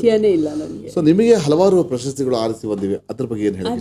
ಕಾಲೇಜಲ್ಲಿ ಇದ್ದಾಗ ಉಳ್ಳಾಳ್ ಪ್ರಶಸ್ತಿಗಳು ಬಂದಿತ್ತು, ಅದು ಇಟ್ಸ್ ನ್ಯಾಷನಲ್ ಇದ್ರಲ್ಲಿ. ನಂದು ಬರೀ ನಟನೆ ಇದು ಮಾತ್ರ ಅಲ್ಲ, ಸಾಹಿತ್ಯಿಕವಾಗಿ ಇದೀನಿ ನಾನು, ಸುಮಾರಷ್ಟು ಬರಿತೀನಿ ಕೂಡ. ನೋಡಿದ್ದೀನಿ, ಬಹಳ ಅದ್ಭುತವಾಗಿರುತ್ತೆ. ನಮ್ಮ ಬಲಾ ಸುರೇಶ್ ಅವ್ರಿಗೆ ಬಣ್ಣದ ಬುಗುರಿ ಅನ್ನೋದಕ್ಕೆ ಸೀರಿಯಲ್ಗೆ ಸಂಭಾಷಣೆ ಬರೆದಿದೆ. ಸೊ ಅದು ಸುಮಾರಷ್ಟು ಆಯ್ತು. ಆಮೇಲೆ ಸುಮಾರು ಅಂಕಣಗಳನ್ನ ಬರ್ದಿದ್ದೆ ವಿಶ್ವವಾಣಿ ಪತ್ರಿಕೆಗೆ. ಒಂದ್ಯಾವ್ದಾದ್ರು ಪ್ರೇಮ ಅಂಕಣ ನಿಮ್ಮ ಅರುಣ್ ಬರ್ದಿರುತ್ತೆ? ಅರುಣಮೂರ್ತಿ ಅವರಿಗೆ ನಿಮ್ಮ ಫೋನಿಗೆ ಕರೆ ಮಾಡ್ತಿದಾರ ಅವ್ರು ನಮ್ಮ ಫೋನಿಗೆ ಕರೆ ಮಾಡಬೇಕು. ಸುಮಾರಷ್ಟು ಇದು ಒಂದು. ಆಮೇಲೆ ಜಯಂತ್ ಕಾಯ್ಕಿಣಿ ಅವರು ಇದರಲ್ಲಿದ್ದಾಗ, ಆಕಾಶವಾಣಿ ಇದ್ದಾಗ, ಅವರು ಒಂದು ಅಭಿಯಾನ ಶುರು ಮಾಡಿದ್ರು. ಬೆಳಗ್ಗೆ ಬರ್ದಿದೆ, ನಾನು ಎಲ್ಲ ಬರೆಯೋದ್ರಲ್ಲೆಲ್ಲ ಅರುಣ್ ಅವರೇ ಇರ್ತಾರೆ. ಅವರು ಬೆಳಗ್ಗೆ ಒಂದು 4 ಲೈನ್ ಗುಡ್ ಮಾರ್ನಿಂಗ್ ಹೇಳೋ ಬದಲು ಒಂದು 4 ಸಾಲಿನ ಕವನ ಬರೆಯೋರು ಜಯಂತ್ ಕಾಯ್ಕಿಣಿ ಅವರು. ಆ ಕವನ ಬರ್ದು ಎಂಥ ಆಹ್ಲಾದವಾಗಿರ್ತಿತ್ತು ಅದು. ಅಂದ್ರೆ ಅದ್ ನೋಡಿದ ತಕ್ಷಣ ನಮ್ಗೆ ಖುಷಿ ಆಗ್ಬೇಕು. ಆ ರೀತಿ ಒಂದು ಸಣ್ಣನೇ ಒಂದು ಬಹಳ ಸೊಗಸಾಗಿರೋದು 4 ಲೈನು. ಅದನ್ನ ಹಿಡಿದು ಅದೇ ಒಂದು ಸಂಘಟನೆ ಶುರುವಾಯ್ತು. ನಾವು ಅದಕ್ಕೆ ಉತ್ತರಿಸ್ತಾ ಹೋದ್ವಿ. ನಾವು ಅದೇ ಮಾಡಲ್, ಆ ಶೈಲಿಯಲ್ಲಿ. ಸೊ ಅದ್ ಹೆಂಗಾಗೋಯ್ತು ಅಂತಂದ್ರೆ, ನಮ್ದೇ ಒಂದು ಮುಂಜಾನೆಯ ಹನಿ ಅಂತ ಒಂದು ಗ್ರೂಪ್ ಇದೆ. ಸೊ ಅಲ್ಲಿ ಈ ರೀತಿ ಕವನಗಳನ್ನ ಬರೆಯೋದು. ಹೌದು, ನನಗೆ ಬೆಳಗ್ಗೆ ಎದ್ದು ಒಂದು 4 ಲೈನ್ ಅದು ಓದಿ ಎಷ್ಟು ಖುಷಿ ಆಗುತ್ತೆ, ಇಡೀ ದಿನ ಉಲ್ಲಾಸವಾಗಿರುತ್ತೆ. ಆ ರೀತಿ ಒಂದು ಅದನ್ನ ನಾನು ಇವತ್ತಿಗೂ ಬಹಳ ಖುಷಿ ಆಗುತ್ತೆ. ಇವತ್ತಿಗೂ ಎಲ್ಲರೂ ಬಿಟ್ರು, ಜಯಂತ್ ಕಾಯ್ಕಿಣಿನೇ ಬರೀತಿಲ್ಲ ಈಗ. ನಾನು ಅವ್ರಿಗೆ ಕೇಳಬೇಕು, ಯಾಕೆ ಸರ್ ಬರೀತಿಲ್ಲ ನೀವು ಅಂತ. ಸೊ ಹಾಗಾಗಿ ಆ ಒಂದನ್ನ ನಾನು ಇಟ್ಕೊಂಡಿದ್ದೀನಿ ಇವತ್ತಿಗೂ ಕೂಡ. ಬಹುಶಃ ನಾನು 6-7 ವರ್ಷದಿಂದ ಬರಿತಾ ಇದ್ದೀನಿ. ಸಾಹಿತ್ಯ ನನಗೆ ಅಪ್ಪ ಕಲ್ಪನೆ ಬರ್ಬೇಕು, ನಮ್ಮಲ್ಲಿ ಅದು ಆ ಭಾವನೆ ಹುಟ್ಟಬೇಕು. ನಮ್ಮ ತಂದೆ ಕೂಡ ಅವ್ರದ್ದೆಲ್ಲ ಕಾವ್ಯಮಯವಾದಂತಹ ಸಾಹಿತ್ಯ. ಅವ್ರದ್ದು ಹಳೆಗನ್ನಡ, ನಡುಗನ್ನಡ, ಆ ರೀತಿಯ ಒಂದು ಪುಸ್ತಕ ಎಲ್ಲ ಅದೇ ರೀತಿ. ಇತ್ತೀಚೆಗೆ ಅವರು ನಮ್ಮ ತಂದೆ ಹೋಗಿ 1 ವರ್ಷ ಆಯ್ತು. ಹೋಗಕ್ಕೆ 6 ತಿಂಗಳು ಮುಂಚೆನೆ ಅವ್ರು ಗದಾಯುದ್ಧ ಅಂತ ಹೇಳಿ ರನ್ನನ ಗದಾಯುದ್ಧದ ಬಗ್ಗೆ ಒಂದು ಅದ್ಭುತವಾದಂತ ಗ್ರಂಥ ಬರ್ತಾರೆ. ಸೊ ಅವ್ರದೆಲ್ಲ ಆ ಲೆವೆಲ್ಲು, ಈ ಲೆವೆಲ್ಲು, ಅವರೆಲ್ಲ ಆ ಲೆವೆಲ್ಲು. ಸೊ ಈ ರೀತಿಯಾಗಿ ನಂದು ಬಹಳ ಸರಳವಾದಂತಹ ಬರವಣಿಗೆ. ಈ ರೀತಿ ಸುಮಾರು ಅಂಕಣಗಳು. ಇಲ್ಲ ನಿಮ್ದು ಕಥೆಗಳು. ನಿಮ್ದು ಅರ್ಥ ಆಗುತ್ತೆ ಬೇಗ. Yes. ಅದು ಬೇಗ ತಲುಪುತ್ತೆ ಹೃದಯಕ್ಕೆ. ಸೊ ಈ ರೀತಿ ಬರವಣಿಗೆ ಇದ್ದೇ ಇದೆ. ಅದ್ರ ಹಾಗಾಗಿ ಬರವಣಿಗೆ ಹೇಗೆ ಡೆವಲಪ್, ಮತ್ತೆ ಅದೇ ರೀತಿ ಸುಮಾರು ಎಲ್ಲರಿಗೂ ಬರ್ಕೊಡೋದು ಅದೆಲ್ಲ ಮಾಡ್ತಿದ್ದೆ. ಹಾಗಾಗಿ ನನಗೆ ನಮ್ಮ ಚಂದನಾನಲ್ಲಿ ಕೆಲಸ ಮಾಡುವಾಗ ನನಗೆ ಮಹೇಶ್ ಜೋಶಿ ಅವರು ಪರಿಚಯ ಆಗಿತ್ತು. ಸೊ ಅವರೀಗ ಸಾಹಿತ್ಯ ಪರಿಷತ್ ಅಧ್ಯಕ್ಷರು. ಸೊ ಅವರು ನನ್ನ ಕರೆದು ಸಾಹಿತ್ಯ ಪರಿಷತ್ತಿಗೂ ಕೆಲಸ ಮಾಡೋಣ. ಈಗ as a media content writer ಅಲ್ಲಿ ಕೆಲಸ ಮಾಡ್ತಾ ಇದ್ದೀನಿ ನಾನು ಅಟ್ ಪ್ರೆಸೆಂಟ್ ಕೂಡ. ಸೊ ಅಲ್ಲಿ ದಿನ ಬೆಳಗಾದ್ರೆ ನೀವು ಅಲ್ಲಿ ಯಾವ ಸಾಹಿತಿಯ ಹುಟ್ಟಿದಬ್ಬ ಇದ್ರೆ, ಜನ್ಮದಿನ ಇದ್ರೆ ಅವರ ಬಗ್ಗೆ ಒಂದು ಮಾಹಿತಿಯನ್ನ ಕೊಡ್ತಾರೆ. ಸೊ ಹಾಗಾಗಿ ಅದು ಇದೆ. ಸೊ ಹಾಗಾಗಿ ಕವಿಗಳು ನನಗೆ ಬಹಳ ಇಷ್ಟ, ಕನ್ನಡ ಕವಿಗಳು, ಕನ್ನಡ ಸಾಹಿತ್ಯ. ಯಾರು ತುಂಬಾ ತುಂಬಾ ಇಷ್ಟ ನನಗೆ ದರಾ ಬೇಂದ್ರೆ ಅವರು, ನಮ್ಮ ಕಡೆಯವರು ಬೇಂದ್ರೆ ಅವರು, GS ಶಿವರುದ್ರಪ್ಪನವರು ಬಹಳ ಇಷ್ಟ. HSV ಅವರು ನನಗೆ ಅವರೊಂಥರ ನನ್ನ ತಂದೆಯ ಸಮಾನ ಅವರು. ವೆಂಕಟೇಶ್ ಮೂರ್ತಿ ಅವರು ನಮ್ಮ ತಂದೆಯ ಸಮಕಾಲೀನರವರು. ಸೊ HSV ಅವರು ಎಲ್ಲಾ ಕವನಗಳು ಇಷ್ಟ, ಬಹಳ ಇಷ್ಟ ನಮಗೆ. ಹಾಗಾಗಿ ಭಾವಗೀತೆಗಳು, ಚಿಕ್ಕಪ್ಪನಿಂದ ಭಾವಗೀತೆ ತುಂಬಾ ಕಲಿತಾ ಇದ್ದೆ. ಸೊ ಭಾವಗೀತೆಗಳು ಹಾಡೋದು ಬಹಳ ಇಷ್ಟ. ಸೊ ಹೀಗಾಗಿ ಸಿನಿಮಾ ಹುಚ್ಚು ಇದೆ, ಈ ಕಡೆ ಕವಿತೆ ಎಲ್ಲ ಪ್ರತಿಯೊಂದು ನಿಮಗೆ ಮತ್ತೆ ಸಪೋರ್ಟ್ ಸಿಗ್ತಾ ಬಂದಿದೆ. ಅದು ಬಹಳ ಮುಖ್ಯ. ಈಗ ಏನಾಗುತ್ತೆ, ಈಗ ನನ್ನ ಪ್ರಕಾರ, ನಾನು ನೋಡಿದ ಪ್ರಕಾರ, ಆಸ್ ಮೈ ಎಕ್ಸ್ಪೀರಿಯನ್ಸ್ ನಾನು ಹೇಳೋದು, ಈಗ ನಮ್ಮಲ್ಲಿ ಎಷ್ಟೋ ಕಲೆ ಇರುತ್ತೆ, ಟ್ಯಾಲೆಂಟ್ ಇರುತ್ತೆ, ಬಟ್ ಅದೃಷ್ಟ ಅನ್ನೋದು ಅದು ಇಲ್ಲ ಅಂದ್ರೆ ಯು ಕಾಂಟ್. ಅದು ಹಾಗೇನೆ. ನಮ್ಮ ತಂದೆ ತುಂಬಾ ನಿರೂಪಣೆ ಮಾಡೋರು. ಸೊ ಆ ನಿರೂಪಣೆ ಗತ್ತು ಕೂಡ ನನಗೆ ಅಲ್ಲಿಂದ ಬಂತು. ನಾನು ಸುಮಾರು ಸ್ಟೇಜ್ಗಳಲ್ಲಿ ನಿರೂಪಣೆ, ಎಂತೆಂಥ ಪುಸ್ತಕ ಬಿಡುಗಡೆ ಆಗಲಿ ಅಥವಾ ಇನ್ನೇನೋ ಪ್ರೋಗ್ರಾಮ್ಗಳಾಗಲಿ ನಿರೂಪಣೆಗಳನ್ನ ಮಾಡ್ತಾ ಇದ್ದೆ. ಸೊ ಅಲ್ಲಿಂದ ಕೂಡ ನನಗೆ ಬಹಳಷ್ಟು ಈ ರಂಗಕರ್ಮಿಗಳ ಆಂಕರಿಂಗ್ ಚೆನ್ನಾಗಿದೆ. ಅದು ಎಲ್ಲೋ ಬಿಟ್ಟು ಹೋಗಿದೆ ಈ ನಡುವೆ. ಇತ್ತೀಚೆಗೆ SPB ಅವರ ಒಂದು ಬರ್ತ್ಡೇ ಆಗಿದ್ದ ಸಂದರ್ಭದಲ್ಲಿ ಎಕ್ಸ್ಕ್ಲೂಸಿವ್ SPB ಕಾರ್ಯಕ್ರಮ ಮಾಡಿದ್ರು. ಬ್ಯಾಂಗ್ಳೂರ್ ರೆಟ್ರೋ ಅಂತ ಹೇಳಿ ಟೀಮ್ ಇದೆ ಅವರು ನನ್ನನ್ನು ಹುಡ್ಕೊಂಡು ಬಂದು ನೀವೇ ಮಾಡಬೇಕು ಅಂತಂದ್ರು. ಅದು ಎಂಥ ಖುಷಿಯಾಗಿತ್ತು ಅಂದ್ರೆ ನನಗೆ. ಬ್ಯಾಂಗ್ಳೂರ್ ರೆಟ್ರೋ ಅಂದ್ರೆ ವಿಜಯ್ ಸಾರಥಿ ಅವರು, ಅಲ್ಲ, ರಾಘವೇಂದ್ರ ದೇಶಪಾಂಡೆ, ವಿಜಯ್ ಸಾರಥಿ ಅವರು ಟೀಮ್ ಕಟ್ಟಿದ್ದು. ಸೊ ಎಕ್ಸ್ಕ್ಲೂಸಿವ್ SPB ಅವ್ರ ಬಗ್ಗೆನೇ ಮಾತಾಡ್ತಾರೆ. ಗಣೇಶ್ ರಾಮಸ್ವಾಮಿ ಖಂಡಿತ. ಈ ರೂಪಾ ಗುರುರಾಜ್ ಅವ್ರು ತುಂಬಾ ಮಾಡ್ತಾರೆ ಅವ್ರಿಗೆ. ಒಂದೆರಡು ಪ್ರೋಗ್ರಾಮ್ ನಾನ್ ಮಾಡಿದೆ, ಬಹಳ ಖುಷಿ ಕೊಟ್ಟಂತಹ ಕಾರ್ಯ. ಅವ್ರ ಬಗ್ಗೆ ಮಾತಾಡ್ಬೇಕಲ್ಲ. ಮತ್ತೆ ಇನ್ನೊಂದಂದ್ರೆ ರೆಟ್ರೋ ಹಳೆ ಬಗ್ಗೆ ಮಾತಾಡೋಕೆ ಇನ್ನೂ ಹೆಮ್ಮೆ ಅನ್ಸುತ್ತೆ ನಮಗೆ ಅಲ್ವಾ. ಸೊ ಹಾಗಾಗಿ ಅದೊಂದು ಹಂಗೆ ನಡೀತು. ಸೀರಿಯಲ್ ಮಾಡ್ತಾ ಮಾಡ್ತಾ ನನಗೆ ಸಾಹಿತ್ಯ ವಲಯದಲ್ಲಿ ಪರಿಚಯ ಇದ್ದಿದ್ರಿಂದ ಪ್ರತಿಭಾ ನಂದಕುಮಾರ್ ದೊಡ್ಡ ಸಾಹಿತಿಗಳು, ಅವರು ಪ್ರಥಮವಾಗಿ ಚಿತ್ರ ನಿರ್ದೇಶನ ಮಾಡಿದ್ರು. ಅದೆಲ್ಲ ಆಲ್ಮೋಸ್ಟ್ ನಮ್ಮ ಅವರ ಸುತ್ತಳಲ್ಲಿ ಯಾರ್ಯಾರು ಇದ್ದಾರೋ ಅವ್ರನ್ನೆಲ್ಲ ತೆಗೆದು ಸಿನಿಮಾಗೆ ಹಾಕಿದ್ರು. ಅದ್ರಲ್ಲಿ ನಾನು ಇದ್ದೆ. ಯೋಗಿ, ನಮ್ಮ ಯೋಗಿ, ನಮ್ಮ ದುನಿಯಾ ಅವರು, ಯೋಗಿ ಅವರ 25ನೇ ಸಿನಿಮಾ ಅದು, ಸ್ನೇಕ್ ನಾಗ ಅಂತ. ಅದು ರಿಲೀಸ್ ಆಗ್ಲಿಲ್ಲ. ಎಂತ ಘಟಾನುಘಟಿಗಳು, ಗಿರೀಶ್ ಕಾರ್ನಾಡು, ಬಿ ಜಯಶ್ರೀ, ಹನುಮಂತೇಗೌಡ, ಎಂತೆಂತ ಅವರೆಲ್ಲ ಇದ್ದಾರೆ ಆ ಸಿನಿಮಾನಲ್ಲಿ. ರಾಜೇಶ್ ನಟರಂಗ. ತುಂಬಾ ಅದ್ಭುತವಾದಂತ ಸಿನಿಮಾ, ತುಂಬಾ ಸಸ್ಪೆನ್ಸ್ ಇದ್ದಂತಹ ಸಿನಿಮಾ. ನಮ್ಮ ಸಿಹಿ ಕೈ ಚಂದ್ರು ಮಗಳು ಹಿತ ಡೆಬ್ಯೂ ಮೂವಿ ಅದ. ಅವ್ರ ಹೀರೋಯಿನ್ ಆಗಿ ಬಂದ. ಆ ಸಿನಿಮಾ ಯಾಕೆ ರಿಲೀಸ್ ಆಗಿಲ್ಲ ಗೊತ್ತಿಲ್ಲ. ಡಬ್ಬಿಂಗ್ ಕೂಡ ಆಗಿತ್ತು, ರಶಸ್ ನೋಡಿದ್ದೆ ನಾನು, ತುಂಬಾ ಚೆನ್ನಾಗಿತ್ತು. ಸೊ ಆ ಚಿತ್ರದಿಂದ ಸಿನಿಮಾ ಪಾದಾರ್ಪಣೆ ಮಾಡಿದೆ. ಅದು ನನ್ನ ಮೊದಲ ಶುರು ಆಯ್ತು. ಸ್ನೇಕ್ ನಾಗ ರಿಲೀಸ್ ಆಗ್ಲಿಲ್ಲ. ಸೊ ಬಟ್ ಹೌದು, ಬಟ್ ಅಲ್ಲಿ ಅಲ್ಲಿ ಯಾರ್ಯಾರು ಪರಿಚಯ ಇದ್ರು ಅವರೆಲ್ಲ ಮತ್ತೆ ಕರೆದ್ರು ಸಿನಿಮಾಗೆ. ನೂತನ್ ಉಮೇಶ್ ಅಂತವ್ರು, ಆಮೇಲೆ ದೀಪಕ್ ಮಧುವನಹಳ್ಳಿ, ತುಂಬಾ ಚಂದವಾದಂತ ಸಿನಿಮಾ. ದೀಪಕ್ ಮಧುವನಹಳ್ಳಿ ಅವ್ರದ್ದು ಕಳ್ಬೆಟ್ಟದ ದರೋಡೆಕೋರರು ಅಂತ ಹೇಳಿ, ಅಲ್ಲಿ ಹಳ್ಳಿನಲ್ಲೇ 20 ದಿವಸ ಟೆಂಟ್ ಹಾಕ್ಬಿಟ್ಟಿದ್ವಿ ನಾವು. ಎಂತ ಅದ್ಭುತವಾದಂತ ಹಳ್ಳಿ. ನಮ್ಗೆಲ್ಲ ದಿನನಿತ್ಯ ಮುದ್ದೆ ಊಟ, ಬಸ್ಸಾರು ಎಲ್ಲ ಕೊಟ್ಟು ನಮ್ಗೆ ಶೂಟಿಂಗ್ ಎಲ್ಲ ಮಾಡಿದಂತ ಅನುಭವ. ತುಂಬಾ ಚಂದ ಸಿನಿಮಾ ಅದು. ಅದು ರಿಲೀಸ್ ಆಯ್ತು, ಚೆನ್ನಾಗಿತ್ತು ಅದು, ಕಳ್ಬೆಟ್ಟದ ದರೋಡೆಕೋರರು ಅಂತ ಹೇಳಿ. ಆಮೇಲೆ ಕಮರ್ಷಿಯಲ್ ಸ್ವಲ್ಪ ಕಮ್ಮಿ ಅಂತ ಇದು ಕೊಟ್ಟಿದ್ದು ನನಗೆ ಯೋಗರಾಜ್ ಭಟ್ರು. ಮುಗುಳ್ನಗೆ ಬಿಗ್ ಕಮರ್ಷಿಯಲ್ ಮೂವಿ. ಅದ್ರಲ್ಲಿ 3 ಹೀರೋಯಿನ್ಗಳು ಬರ್ತಾರೆ. ಮೊದಲನೇ ಹೀರೋಯಿನ್ ಅಶಿಕಾ ರಂಗನಾಥ್. ಅಮ್ಮನ ಪಾತ್ರ. ಅವ್ರ ಅಮ್ಮನ ಪಾತ್ರ. ಇದೆಲ್ಲ ಒಂದು ಮಜಾ ಇದೆ. ಓಕೆ. ಇದು ಏನ್ ಮಜಾ ಅಂದ್ರೆ ಅದು ಮೈಸೂರಲ್ಲಿ ನಡೀತಾ ಇತ್ತು. ಮನೆಯಲ್ಲಿ ನನಗೆ ಅಪ್ ಅಂಡ್ ಡೌನ್ ಮಾಡ್ಬೇಕಿತ್ತು. ಪಾಪ ಪ್ರತಿದಿನ 3 ಗಂಟೆಗೆ ಗಾಡಿ ಕಳ್ಸೋರು ನನಗೆ. ಓಕೆ. ಬೆಂಗಳೂರಿಂದ ಮೈಸೂರು ಅಪ್ ಅಂಡ್ ಡೌನ್ ಮಾಡಿದ್ದೀನಿ 3 ದಿನ. ಸರಿ, ಅಲ್ಲಿ ಹೋಗಿ 3 ದಿನ ತುಂಬಾ ಚೆನ್ನಾಗಿತ್ತು. ಏನು ಯೋಗ ಮಾಡ್ಕೊಡೋದಂತೆ, ಮಗಳು ಬರ್ತಾಳೆ, ಡೈಲಾಗ್ಸು, ತಿಂಡಿ ಮಾಡ್ಕೊಡೋದು, ಅವಳ ಹತ್ರ ಮಾತಾಡೋದು, ಆಮೇಲೆ ಗಣೇಶ್ ಬರ್ತಾರೆ, ಮಾತಾಡ್ತೀವಿ, ಇದೆಲ್ಲ ಇತ್ತು. ಗಣೇಶ್ ಜೊತೆ ಇಂಟ್ರಾಕ್ಷನ್ 3 ದಿನ ಅದ್ಭುತವಾದಂತಹ ವೆರಿ ಗುಡ್ ಇದೆಲ್ಲ ಆಯ್ತು. ತುಂಬಾ ಖುಷಿ ಆಗ್ಬಿಟ್ಟೆ, ಇಷ್ಟೊಂದಿದೆ ನನ್ನ ಸೀನು ಅಂತ. ಡಬ್ಬಿಂಗ್ ಕರೆದ್ರು, ಸಿನಿಮಾ ಮುಗೀತು, ಎಲ್ಲ ಆಯ್ತು. ಡಬ್ಬಿಂಗ್ ಇದೆ ಅಮ್ಮ ಬಾ ಅಂತ ಹೇಳಿ ಅಬ್ಬಾಯಿ ನಾಯ್ಡುಗೆ ಹೋದೆ. ಬಂದ್ಯಾ ಕೂತ್ಕೊ ಅಂದ್ರು. ನಂಗೆ ಯಾಕೋ ಡೌಟ್ ಬರ್ತಾ ಇತ್ತು ಅವರು ಆಟಿಟ್ಯೂಡ್ ನೋಡಿ, ಯೋಗಾಸ್ ಬಿಟ್ಟಿರೋದು. ಏನ್ ಸರ್ ಅಂದೆ. ಇಲ್ಲ ಬಾ ಕೂತ್ಕೊ ಅಂದ್ರು. ನೋಡಿದ್ರೆ ಏರ್ಪೋರ್ಟ್ ಅಲ್ಲಿ ಅವಳನ್ನ ಕಳ್ಸ್ಕೊಡೋದಿದೆ ಒಂದು ಸೀನ್.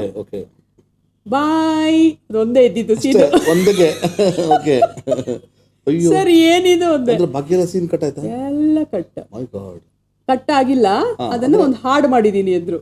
ಅಷ್ಟು ಸೀನ್ ನಂದು ಏನೇನಿದೆ ಸೀನ್ಗಳು ನಿನ್ನ ಸ್ನೇಹದಿಂದ ಹಾಡಿದ್ಯಲ್ಲ, ಅದ್ರಲ್ಲಿ ಎಲ್ಲ ಸೀನು ಬರುತ್ತೆ. ಅಲ್ಲಿಗೆ ಡಬ್ಬಿಂಗ್ ನನ್ನ ಕ್ಯಾರೆಕ್ಟರ್ ಅಷ್ಟೇ. ಬಟ್ ಅದು ಇವತ್ತು ಹಾಡಲ್ಲಿ ಆ ಸೀನಲ್ಲಿ ನಾನು ಇದೀನಿ ಅನ್ನೋದೊಂದು ಖುಷಿ. ಅದೊಂದು. ಆಮೇಲೆ ಅದಕ್ಕೆ ಕರ್ದಿಲ್ಲ, ನಿನ್ನ ಬೇರೆ ಪಾತ್ರ ಇದೆ ಡಬ್ ಮಾಡು ಅಂದ್ರು. ಸೊ ಅದೇ ಸಿನಿಮಾಕ್ಕೆ 1-2-3 ಪಾತ್ರಕ್ಕೆ ಡಬ್ ಮಾಡಿ ಬಂದೆ. ಸೊ ಈ ತರ ಅನುಭವಗಳು ಆಗಿದೆ. ಆಮೇಲೆ ಹೌದು, ಆಮೇಲೆ ಇನ್ನೊಂದು ಸಿನಿಮಾ ಹೀಗೆ ಆಯ್ತು, ಮಾಸ್ ಲೀಡರ್ ಅಂತ ಹೇಳಿ, ಶಿವರಾಜ್ ಕುಮಾರ್ ಅವ್ರದ್ದು. ಅದ್ರಲ್ಲೂ ನಮ್ಮ ಪ್ರಕಾಶ್ ಬೆಳ್ವಾಡಿ ಅವರ ಪತ್ನಿಯ ಪಾತ್ರ, ಅವರು ಚೀಫ್ ಮಿನಿಸ್ಟರ್. ಸೊ ಬಹಳ ಚೆನ್ನಾಗಿತ್ತು. ಫುಲ್ ಖುಷಿ ಆಗ್ಬಿಟ್ಟೆ, ಇಂತ ಶಿವರಾಜ್ ಕುಮಾರ್ ಜೊತೆ ಮಾಡ್ತಾ ಇದೀನಿ ಅಂತೆಲ್ಲ ಹೇಳಿ. ಕಡೆಗೆ ಅದು ಅನಿಲ್ ಅಂತ ಹೇಳಿ ನನ್ನ ಮೈದ್ನ ಅವನದು ಕೊಲೆ ಆಗಿರುತ್ತೆ. ಸೊ ಆ ಸೀನ್ ಸುಮಾರಷ್ಟು ತೆಗೆದ್ರು, ಎಲ್ಲ ಆಯ್ತು. ಅವ್ರೇನೋ ಹೋಗ್ಬಿಟ್ರು, ಅನಿಲ್ ಮತ್ತೆ ಇನ್ನೊಬ್ರು ಯಾರು ನೀರಲ್ಲಿ ಮುಳುಗಿ ಏನೋ ಹೋಗ್ಬಿಟ್ರು. ಸೊ ಅದು ಇಡೀ ಸಿನಿಮಾ ಸೀನೇ ಚೇಂಜ್ ಮಾಡ್ಬೇಕಾಯ್ತು ಅವರು ಮಾಸ್ ಲೀಡರ್ ಅಲ್ಲಿ. ಅಲ್ಲಿಗೆ ನಮ್ದು ಎಲ್ಲ ಹೊಟ್ಟೋಯ್ತು ಪಾತ್ರ. ಕೆಲವೊಂದ್ಸರಿ ಹಂಗಾಗ್ಬಿಡ್ತವೆ ಅಲ್ಲ, ಆ ರೀತಿಗಳ ಆಗಿದ್ದು. ಸೊ ಈ ರೀತಿ ಸಿನಿಮಾ ಪಯಣ ಸುಮಾರು ಒಳ್ಳೊಳ್ಳೆ ಪಾತ್ರಗಳು ಆಮೇಲೂ ಸಿಕ್ತು. ನಾನ್ ನಿನ್ನ ಅಭಿಮಾನಿ ಅಂತ ಹೇಳಿ ಒಂದು ಅದ್ಭುತವಾದ ಜಡ್ಜ್ ರೋಲ್, ಅದು ಒಂದು ಸಿನಿಮಾಗೆ ಟ್ವಿಸ್ಟ್ ಕೊಡುವಂತ ಪಾತ್ರ. ಅದು ಎಲ್ಲ ಅಂತಾರಾಷ್ಟ್ರೀಯ ಸಿನಿಮಾ ಉತ್ಸವಗಳಲ್ಲಿ ಆಗಿದೆ. ತುಂಬಾ ಇಲ್ಲ ಅದಲ್ಲ, ನಾನಿನ್ನ ಅಭಿಮಾನಿ ಅಂತ ಅದೊಂದು ಮಗು ಕಿವುಡು ಮಗು ಕತೆ. ಅದು ತುಂಬಾ ಅದ್ಭುತವಾದಂತಹ ಪಾತ್ರ. ಆಮೇಲೆ ಇತ್ತೀಚೆಗೆ ಒಂದು ಇನ್ನ ಬರ್ಬೇಕಿದೆ, ನ್ಯೂಕ್ಲಿಯಸ್ ಅಂತ ಹೇಳಿ, ಮತ್ತೆ ಸ್ಟೀಲ್ ಪಾತ್ರೆ ಸಾಮಾನು ಅಂತ ಹೇಳಿ, ಅದ್ರಲ್ಲೊಂದು ಕಾಮಿಡಿ ಪಾತ್ರ ಇದೆ. ಸೊ ಕೆಲವೊಂದು ಸಿನಿಮಾಗಳು. ವೆರಿ ಗುಡ್ ಮೇಡಮ್, ಸಾಕಷ್ಟು ವಿಷಯಗಳು ತಿಳ್ಕೊಂಡ್ವಿ, ಬಹಳ ಖುಷಿ ಆಯ್ತು. ಈಗ ನಮ್ಮ ಜೀವನದಲ್ಲಿ ನಾವು ತಿಳಿದೇನೆ ಕೆಲವೊಂದು ತಪ್ಪಾಗ್ಬಿಡುತ್ತೆ. ಸೊ ಈ ಚಾನಲ್ ಮುಖಾಂತರ ಯಾರಿಗಾದ್ರು ಸಾರಿ ಕೇಳಬೇಕಂದ್ರೆ ಯಾರು ಕೇಳ್ತೀರಾ? ಬಹುಶಃ ನಮ್ಮ ತಂದೆಗೆ ಕೇಳ್ಬೇಕು ನಾನು. ಯಾಕೆ? ಅವರು ನನ್ನನ್ನು ಬೇರೆ ರೀತಿ ನೋಡ್ಬೇಕು ಅನ್ಕೊಂಡಿದ್ರು, ಅಥವಾ ಗಮಕ ನಾನು ಕಲೀಲಿಲ್ಲ. ಅವರ ಒಂದು ಅದ್ಭುತವಾದಂತಹ ಕಲೆ ಅದು. ನಮ್ಮ ತಂದೆ ಬಹುಶಃ ಅದು ಮುಂದುವರ್ಸಕ್ಕೆ ನಾವಿರ್ಬೇಕಿತ್ತು, ನಾನ್ ಕಲಿಬೇಕಿತ್ತು. ಇಲ್ಲ ನಾನು ಕಲಿಸ್ಕೊಳ್ಳೋ ಇತ್ತು ಅವ್ರಿಗೆ, ಕಲೀಲಿಲ್ಲ. ಸಾರಿ ಫೈನ್. ಅಪ್ಪನ ತಲುಪಿದೆ.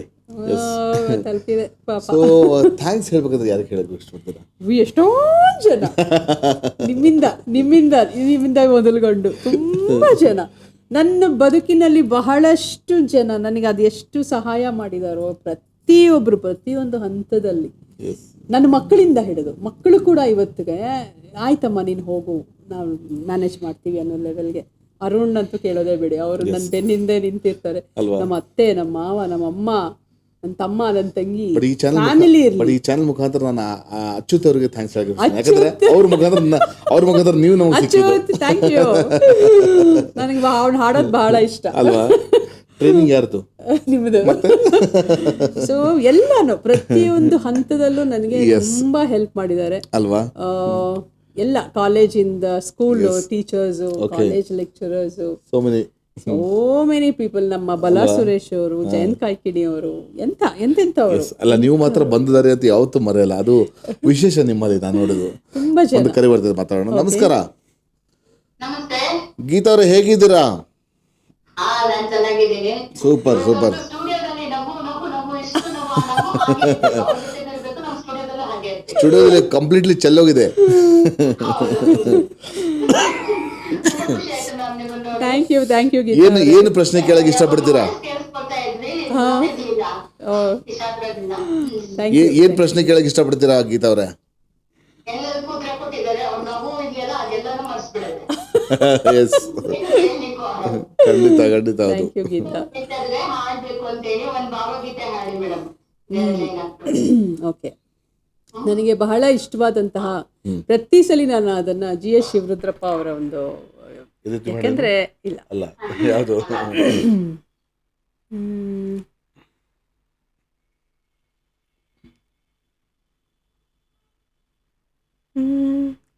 ಎಲ್ಲೋ ಹುಡುಕಿದೆ ಇಲ್ಲದ ದೇವರ ಕಲ್ಲು ಮಣ್ಣುಗಳ ಗುಡಿಯೊಳಗೆ ಇಲ್ಲೇ ಇರುವ ಪ್ರೀತಿ ಸ್ನೇಹಗಳ ಗುರುತಿಸದಾದೆವು ನಮ್ಮೊಳಗೆ.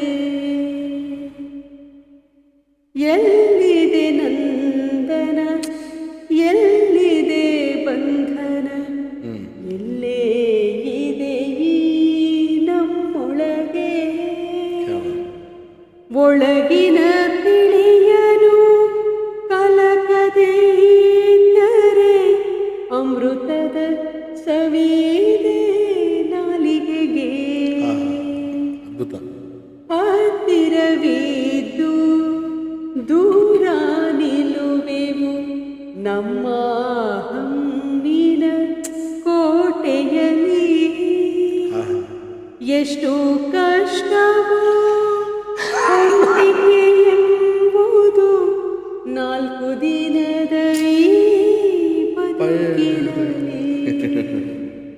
ಎಲ್ಲೋ ಹುಡುಕಿದೆ ಇಲ್ಲದ ದೇವರ ಕಲ್ಲು ಮಣ್ಣುಗಳ ಗುಡಿಯೊಳಗೆ.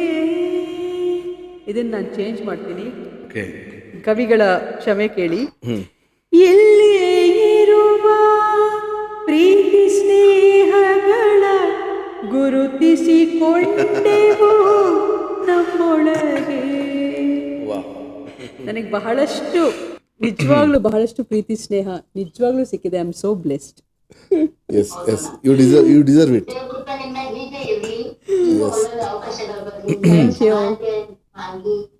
ಥ್ಯಾಂಕ್ ಯು ಗೀತಾ ಅವರು.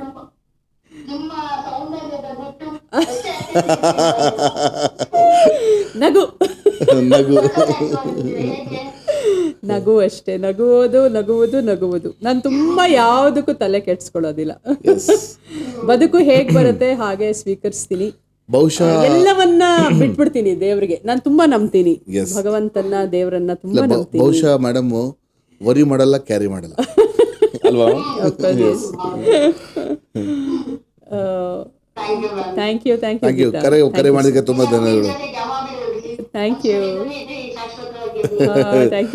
ಯು ಇಲ್ಲ, ಮುಂದಿನ ದಿನಗಳಲ್ಲಿ ಆ ಒಂದು ಸಂಗೀತದ ಕಾರ್ಯಕ್ರಮ ಕೂಡ ನಾವು ಫೇಸ್ಬುಕ್ ಲೈವ್ ಬರ್ತೀವಿ, ಸೊ ವೀಕ್ಷಣೆ ಮಾಡಿ. Yes thank you.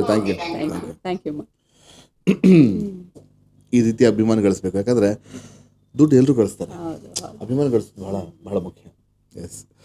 ಸೊ ಹವ್ಯಾಸಗಳ ಬಗ್ಗೆ ತಿಳಿಸಿ ನಮ್ಮ ವೀಕ್ಷಕರಿಗೆ. ಅಷ್ಟೇ, ಬರೆಯೋದು ತುಂಬಾ ಇಷ್ಟ ನನಗೆ. ಹೌದು, ನನಗೆ ಹಬ್ಬಗಳು ಮಾಡಕ್ ಬಹಳ ಇಷ್ಟ. ಅದೊಂದು ಹವ್ಯಾಸ ಅಂತಾನೆ ಅಂದ್ಕೊಳ್ಳಿ. ಯಾಕಂದ್ರೆ ನಾನು ಒಂದು ಹಬ್ಬನ ಸುಮ್ಮನೆ ಮಾಡೋದಿಲ್ಲ ಅಲ್ವಾ, ಅದರಲ್ಲಿ ಒಂದೊಂದು ಐಟಮ್ ಕೂಡ ನಾನು ಇಂಟ್ರೆಸ್ಟ್ ಇಂದ ಇಟ್ಟು ಮಾಡ್ತೀನಿ. ರಂಗೋಲಿ ಹಾಕೋದು ಇಷ್ಟ ನನಗೆ. ಇವೆಲ್ಲ apart from my acting, writing, voice dubbing, ಇನ್ನೇನೇನಿದೆ ಅವೆಲ್ಲ ಬಿಟ್ಟು ಇದೊಂದು ಕವನ ಬರೆಯೋದು ಬಹಳ ಇಷ್ಟ. ಸಾಹಿತಿಗಳ ಹುಟ್ಟುಹಬ್ಬಕ್ಕೂ ನಿಮಗೆ ಸ್ಪೆಷಲ್ ಆಗಿ ಹೇಳ್ತಾರೆ ಅಲ್ವಾ? ಸೊ ಈ ರೀತಿ ಮನೆಯಲ್ಲಿ ಹಾಡ್ತೀನಿ. ಮಗಳು ನೃತ್ಯಗಾರ್ತಿ, ಯೋಗ ಪಟು ಅವಳು. ಮಗ ಸ್ಪೋರ್ಟ್ಸ್ ಅಲ್ಲಿ ಇದ್ದಾನೆ, ಅವನು ಫುಟ್ಬಾಲ್ ಪ್ಲೇಯರ್. ಎಲ್ಲ ಕ್ಷೇತ್ರದಲ್ಲಿ ಇದ್ದಾರೆ. ಸೊ ಮನೆಯಲ್ಲಿ ಇದ್ದೇ ಇದೆ. ನಾವು ಅರುಣ್ ಅವ್ರ ಅಣ್ಣನ ಮಗಳು ಕೂಡ ನೃತ್ಯಗಾರ್ತಿ. ಸೊ ಹೀಗಾಗಿ ಮನೆಯಲ್ಲಿ ಹಾಡು ನೃತ್ಯಗಳು ನಡೀತಾನೆ ಇರುತ್ತೆ. ನಮ್ಮದೇ ಒಂದು ಸಂಸ್ಥೆ ಇದೆ, ರಾಜರಾಜೇಶ್ವರಿ ಕಲಾನಿಕೇತನ್ ಅಂತ ಹೇಳಿ. ಸೊ ಅದ್ರ ಮುಖಾಂತರ ನೃತ್ಯ ರೂಪಗಳು ಮಾಡ್ತಾನೆ ಇರ್ತೀವಿ. ಚೌಡಯ್ಯನಲ್ಲಿ ಆಲ್ಮೋಸ್ಟ್ ನಮ್ದು ನಡೀತಾನೆ ಇರುತ್ತೆ. ನಮ್ಮ ನನ್ನ ಅತ್ತಿಗೆಗಂತೂ ಪ್ರಪಂಚದಲ್ಲಿ ಎಲ್ಲರೂ ಸ್ಟೂಡೆಂಟ್ಸೇ, ಇಡೀ ಪ್ರಪಂಚದಲ್ಲಿ. ಓಕೆ. ಅವಳು ವರ್ಷಕ್ಕೆ ಒಮ್ಮೆ ಅಮೆರಿಕ ಎಲ್ಲ ಕಡೆ ಹೋಗಿ ಅಲ್ಲಿ ವರ್ಕ್ಶಾಪ್ಸ್ಗಳು ಮಾಡಿ ಬರ್ತಾಳೆ. ಡಾಕ್ಟರ್ ವೀಣಾ ಮೂರ್ತಿ ವಿಜಯ್ ಅಂತ ಹೇಳಿದೆ ನಿಮಗೆ. She is the president of our ಸಂಸ್ಥೆ. ನಿಮ್ದು ಪೋಸ್ಟರ್ ನಾನು ಹಾಕಿದ ತಕ್ಷಣ ಶೇರ್ ಮಾಡ್ಕೊಂಡ್ಬಿಟ್ರು ವೀಣಾಮೂರ್ತಿ ಅವರು, ನೋಡಿದೆ ನಾನು. ಅವಳು ಅಷ್ಟೇ, ಶಿ ಇಸ್ ಸೋ ಹಂಬಲ್. ಎಲ್ಲರೂ ನನಗೆ ಸಪೋರ್ಟ್ ಇರೋದಕ್ಕೆ ನಾನು ಬಹುಶಃ ಇಷ್ಟು ಮಾಡಕ್ಕೆ ಸಾಧ್ಯ ಆಗಿದೆ. ಇಲ್ಲ, ಅದು ಎಲ್ಲರೂ ಬೆಂಬಲ ಸಿಕ್ಕರೆ ಮಾತ್ರ. ಮತ್ತೆ ನಮಗೂ ಅರ್ಹತೆ ಇರಬೇಕು, ಅರ್ಹತೆನ ನಾವು ಅದನ್ನ ಮುಂದುವರ್ಸ್ಕೊಂಡು ಹೋಗ್ಬೇಕು. ನಿಜ ಹೇಳ್ಬೇಕಂದ್ರೆ ಹಂಬಲ್, ಸಾಧನೆ ಏನು ಮಾಡಿಲ್ಲ. ಇಲ್ಲ, you are so humble. Because ನಾನು ನೋಡಿದ್ದೀನಿ ಎಸ್ ಪಿ ಬಿ ಅವರು ಏನ್ ಮಾತಾಡ್ತಾರೆ ಅದೇ ರೀತಿ ತಾವು ಮಾತಾಡ್ತೀರಾ. ನಿಜ ಸಾಧನೆ ಇಲ್ಲ. ಇತ್ತೀಚೆಗೆ ಐ ಡೋಂಟ್ ನಥಿಂಗ್ ಅಂತ ಅವರು ಹಾಗೆ ನೀವು ಹೇಳ್ತಿರೋದು. ಇಷ್ಟೆಲ್ಲ ಮಾಡಿ ಕೂಡ ಏನಪ್ಪ ಗೊತ್ತಿಲ್ಲ. ಹೊಸದಿಗಂತ ಅಂತ ಒಂದು ಚಾನೆಲ್ ಬರ್ತಾ ಇತ್ತು ಮುಂಚೆ, ಐಸಿರಿ ಅಂತ ಒಂದು ಬರ್ತಿತ್ತು. ಅಲ್ಲಿ ನನಗೆ ಕಾಸ್ ರಾಜರ್ ಅಂತ ಒಬ್ರು ಪರಿಚಯ ಆದ್ರು.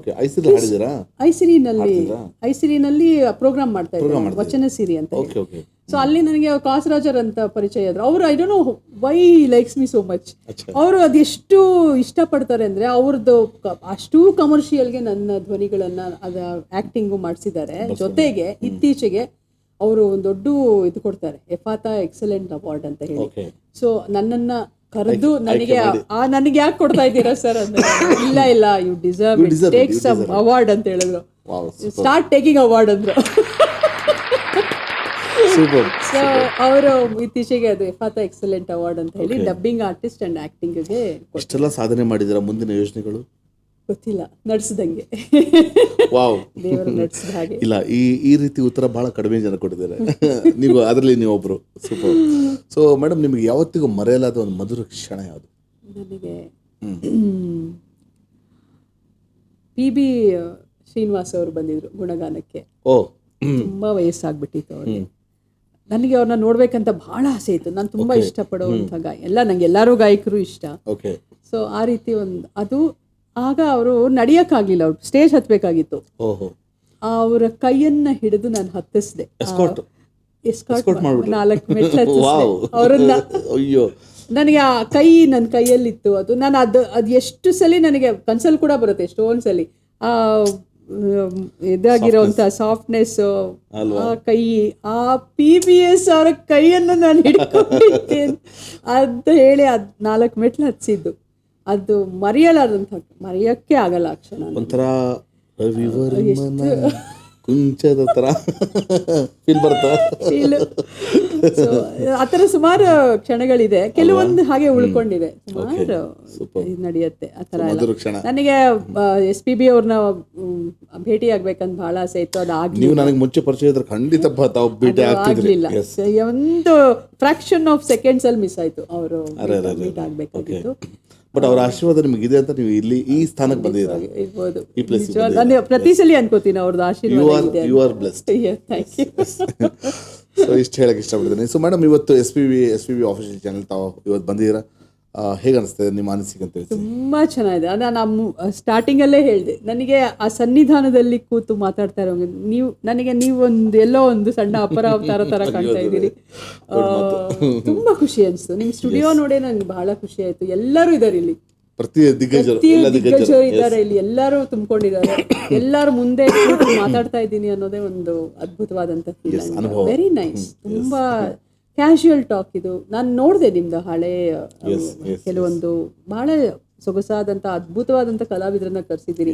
ನೀವು ಕರೆದಾಗೂ ಹೇಳ್ದೆ, ನಾನು ಯಾರು ಅಂತ ಕರಿತಾ ಇದ್ದೀರಾ ಅಂತ ಕೇಳ್ದೆ. ಇಲ್ಲ ನಿಮ್ಗೆ ಅರ್ಹತೆ ಇದೆ ಅಂತ ನಾನು ಹೇಳಿದ್. ನಾನು ಸರಿ, ಓಕೆ.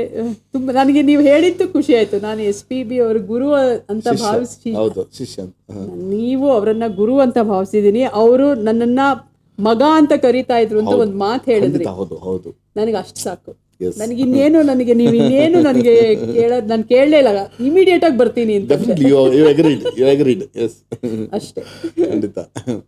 ಸೊ ಯುವ ಪೀಳಿಗೆಗೆ ಏನು ಸಂದೇಶ ಕೊಡೋಕೆ ಇಷ್ಟ? ಅದೇ ನಾನು ಅಷ್ಟೇ ಹೇಳೋದು, ನೀವು ಯಾವುದೇ ಒಂದು ಕಲೆ ಅಂತ ನೀವು ನಂಬ್ಕೊಂಡಿದ್ದೀರಿ ಅದ್ರಲ್ಲಿ ಮುಂದುವರಿರಿ. ನಾನು ತಪ್ಪು ಮಾಡಿದ್ದೀನಿ. ನನಗೆ ಒಂದ್ಸಲಿ ಅನ್ಸುತ್ತೆ, ಒಂದನ್ನು ಹಿಡಿದು ನಡಿಬೇಕಾಗಿತ್ತು, ಯಾಕೆ ಎಲ್ಲಾದ್ರಲ್ಲೂ ಕೈ ಹಾಕ್ದೆ ಅಂತ ಅನ್ಸುತ್ತೆ. ಎಲ್ಲಾದ್ರೂ ಸಕ್ಸಸ್ ಸಿಗಬೇಕು. ಸಿಕ್ಕಿದೆ. ಅಲ್ಲ, ಅದು ಆಕ್ಚುಲಿ ಏನಂದ್ರೆ ಅದು ಪ್ರತಿಯೊಬ್ಬರಿಗೂ ಆಗಲ್ಲ. ಅದು every one can't manage so much.